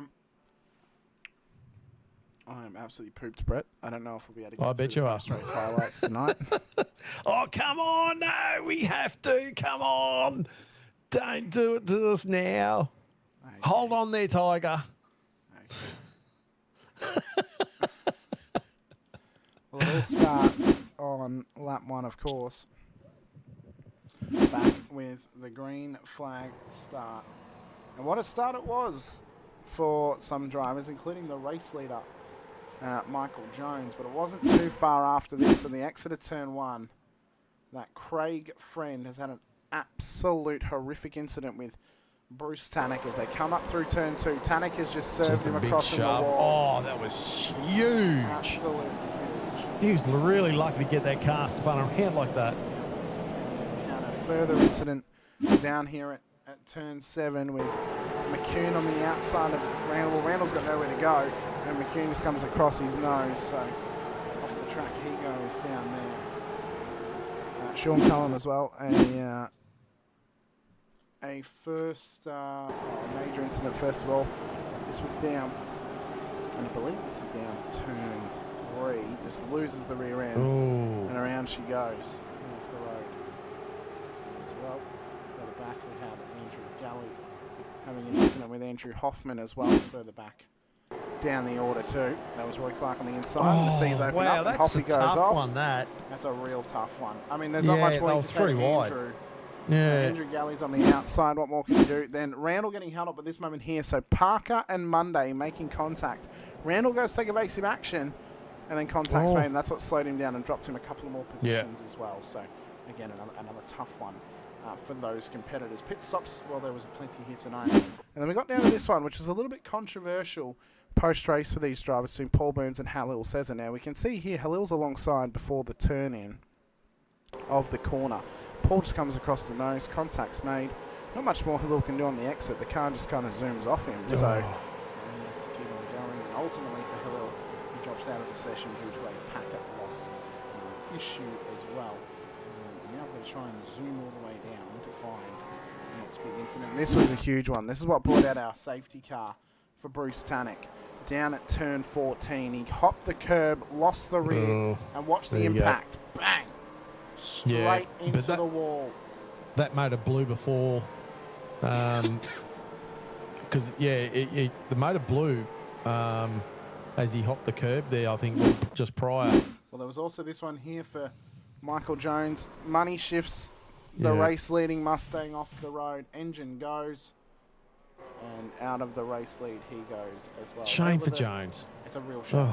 A real shame. Then really we got into kind of mid-race madness somewhat here, as everyone was kind of just bellowing along just ever so slightly. Jeremy Bush, Scott Weston had it coming together down at turn 7 as well. We saw this one a little bit earlier on.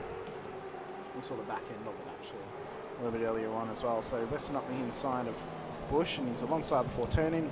Pretty much same Western mirror image of Burns and says earlier in the race, and ultimately that's just because he wrestled alongside the push hasn't realised he is. So that's made a bit of a boo-boo for them at this stage of the race as well. Paul Burns, Andrew Galley, they are coming together down at the final corner. You, I believe, were around this one, Brett. This is a wild incident down here. Yeah, there was Ben Brook in front, and he, and then just come across the nose with Galley. Yeah, Ben Brook coming around that corner just sort of checked up a little bit, and I had to get out of it a bit there, and I think it caught.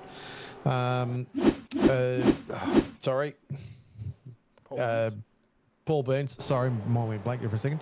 Out of caught him out. Oh, big. That was the moment that brought out the second safety car. A massive incident for Jeremy Bush. Led to the safety car rejoining the circuit for the second time. So that was ultimately the effect of that one. We saw Tannick and Weston having a bit of a coming together as well. Brett, they were just kind of getting a bit niggly with each other, and that was pretty much the worst of it. Yeah. Oh, they got it straight. Yeah, they did. So just a tough one for them. But what a drive for Scott McKenzie at the front end of the field. Race win here tonight. It seems that in the chat, it is unanimous, up 20 positions at the end of this race after a commanding drive out there here at Sebring. It must be said. What a phenomenal race here tonight for our M1 Used Cars driver of the day. Is going the way of Mickey Clifton. Congratulations to Mick. Well done, mate. Out there. What a drive. There was a vote out there for Reese DeGoey as well. He had a great race, as did Roy Clark. Too. Oh, it's not going to show the thing because I need to restart the event recording. Let's see if that now fixes it. Nope, it doesn't. Wonderful. Thanks so much, SDK. But yeah, so driver of the day award tonight goes the way of Mick Clifton. We've got no podium finishers in the chat waiting to have a chat to us here this evening, so that's going to bring an end to our show here tonight. I'm ready to go and chat to my partner, have a lie down, rest up as well. We've been on your screens tonight for 2.5 hours, and we hope you guys enjoyed the action here tonight as well out at Sebring International Raceway. Next time out, we'll be on your screens. We head out to the wonderful Suzuka circuit down in the heart and near Okayama for Japan. It's going to be a wonderful time once again. A shout out to all the series sponsors once again. Our title sponsors, Racekraft Simulations, who've been a part of the series ever since season 18, as well as Logitech G, Parramatta Isuzu Ute, Player One Sim Gear, Nova Südsports, and Südspeed gloves, as well as LGC Images and M1 Used Cars for the Driver of the Day award. This week it went the way of Mick Clifton. Next week it could go to you, but I've been Hamish Munro alongside Brett Fisher. Appreciate your time, appreciate your effort here being with us tonight. If you're watching on the V8 Veterans channel, be sure to hit the like button, the subscribe, the bell icon too, so you're notified whenever we go racing right here on the channel with the Split 2, Split 3 and Split 4 action. If you want to help support myself better and the wonderful co-commentators I work with over on Infinity Broadcasting, head over there, YouTube / Infinity Broadcasting. You'll find us there with the High Slow Motorsports Gen 6 Cup Series, as well as the VRS Porsche Cup Series as well, and then as well the Split 2 action is simulcast that channel too. So go hit the subscribe button, the like, and the bell icon, so you're notified on that channel as well. But I'm Hamish Munro Brett Fisher alongside. This has been Season 26, Round 7 of the Racecraft Simulations V8 Veterans action for Split 2 out at Sebring International Raceway. We'll see you guys next week when we head out to the wonderful Suzuka circuit. But until then, stay safe, drive hard, and as always, bye for now. With lines screaming, tires bleeding, virtual cubes, the motor's breathing, engine thunder from down under, listen fire, turn asunder, put your name in lights. Oh, with the vents tonight, it's a 1,000 decibel supercar fight, burn this track to the ground with V8 sound. So steel, but the racing's real. Pedal down every pass you feel. Step right up and place your bets. This is us, the V8 Vets. Put your name in lights. Put your name in lights with the Vets tonight. It's a 1,000 decibel supercar fight. Burn this track to the ground with V8 sound. Put your name in lights. Oh, with the Vets.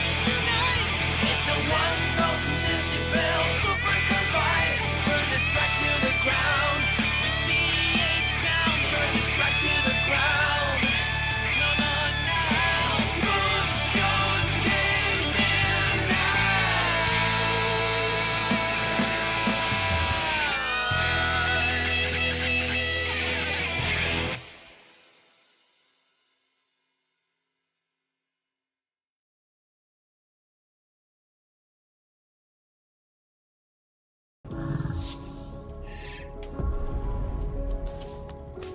The Racing Series is a new milestone in Logitech G. All the great old wheels, the G29, the G920, the G923, they all have their own unique way of connecting to each other, but there's no room for expansion with those products. So the question arose was, what if we were to give the opportunity for the racer to switch out from a drifting wheel to a GT rim? With the wheel hubs that we've created, that's got a very specific button set, but you can replace any of the steering wheels. And the real lovely aspect to this was we could give the user, driver and the racer the opportunity to experience different genres of race. That allows drivers to craft high quality, customized setups that resonate with your individual racing style. When we start with the design, we always start sketching. Very often, once we've got sketches, we start discussing with engineering.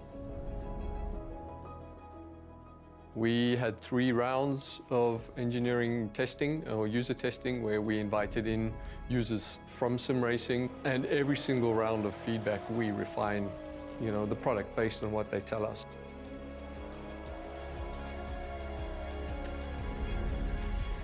In the sim racing lab, again, we're going to use data to really analyze what a driver needs. We've used everything from eye tracking to the inputs from the pedals, the inputs from the, let's say, input devices, the wheel and the pedals, the shifter. We're taking that and we're compiling it so that we can build different products based on those individuals' needs for all consumers and all drivers. I don't know of anyone else in the industry that's actually doing this kind of research into their products to see how their products are affecting performance of their users. We've built the product to make sure that it's as reliable as possible. So the innovations in engineering that I'd say we're most proud of is the sequential handbrake and shifter toolless changeover. This is now a patented system, so it's really easy for the user to just switch between modes. If you give people the tools to do what they want, they will. They will just go off and have fun.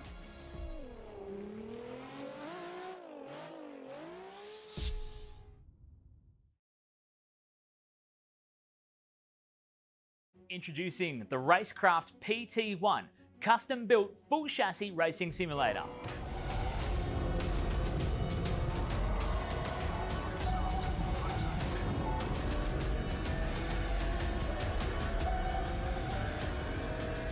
The design project, codenamed The Cage, an 80/40 extrusion chassis sitting on top of a Sigma Integrale DK2 Plus 4-point full motion actuator system. No compromises in the cockpit of the PT1 simulator. To maximize the experience, we start with the 49-inch ultra-wide monitor for the greatest field of view in a small footprint of the simulator, down to the SimuCube wheelbase that's tucked up and behind the monitors with SimCore extensions to get things out of the driving area. Everything is connected to a Cube Controls GTX steering wheel with the built-in dash and all the extra button functions available at your fingertips. Driving through the Raceworks S1 pedals, the potentiometer throttle and the 2 hydraulic pedals for brake and clutch ensures you maximize the feel underfoot, and seating yourself into an OMP HTER bucket racing seat with OMP belts connected to a G-belt tensioner to provide that extra feeling and the heightened experience while you're driving. Additional interfaces and accessories in the PT1, we have twin butt kickers, one on either side of the OMP seat, as well as a Jinx sequential shifter, the SimPush Race Logic timer to the left-hand side, a Racecraft built-in WinSim kit with Philips Hue lighting and a built-in soundbar, plus the OMP side net to finish off the experience in the PT1. The Racecraft PT1, build number 1, the ultimate in sim racing experience, combining the best products in the market with the passionate, no-compromise approach that goes beyond racing simulation.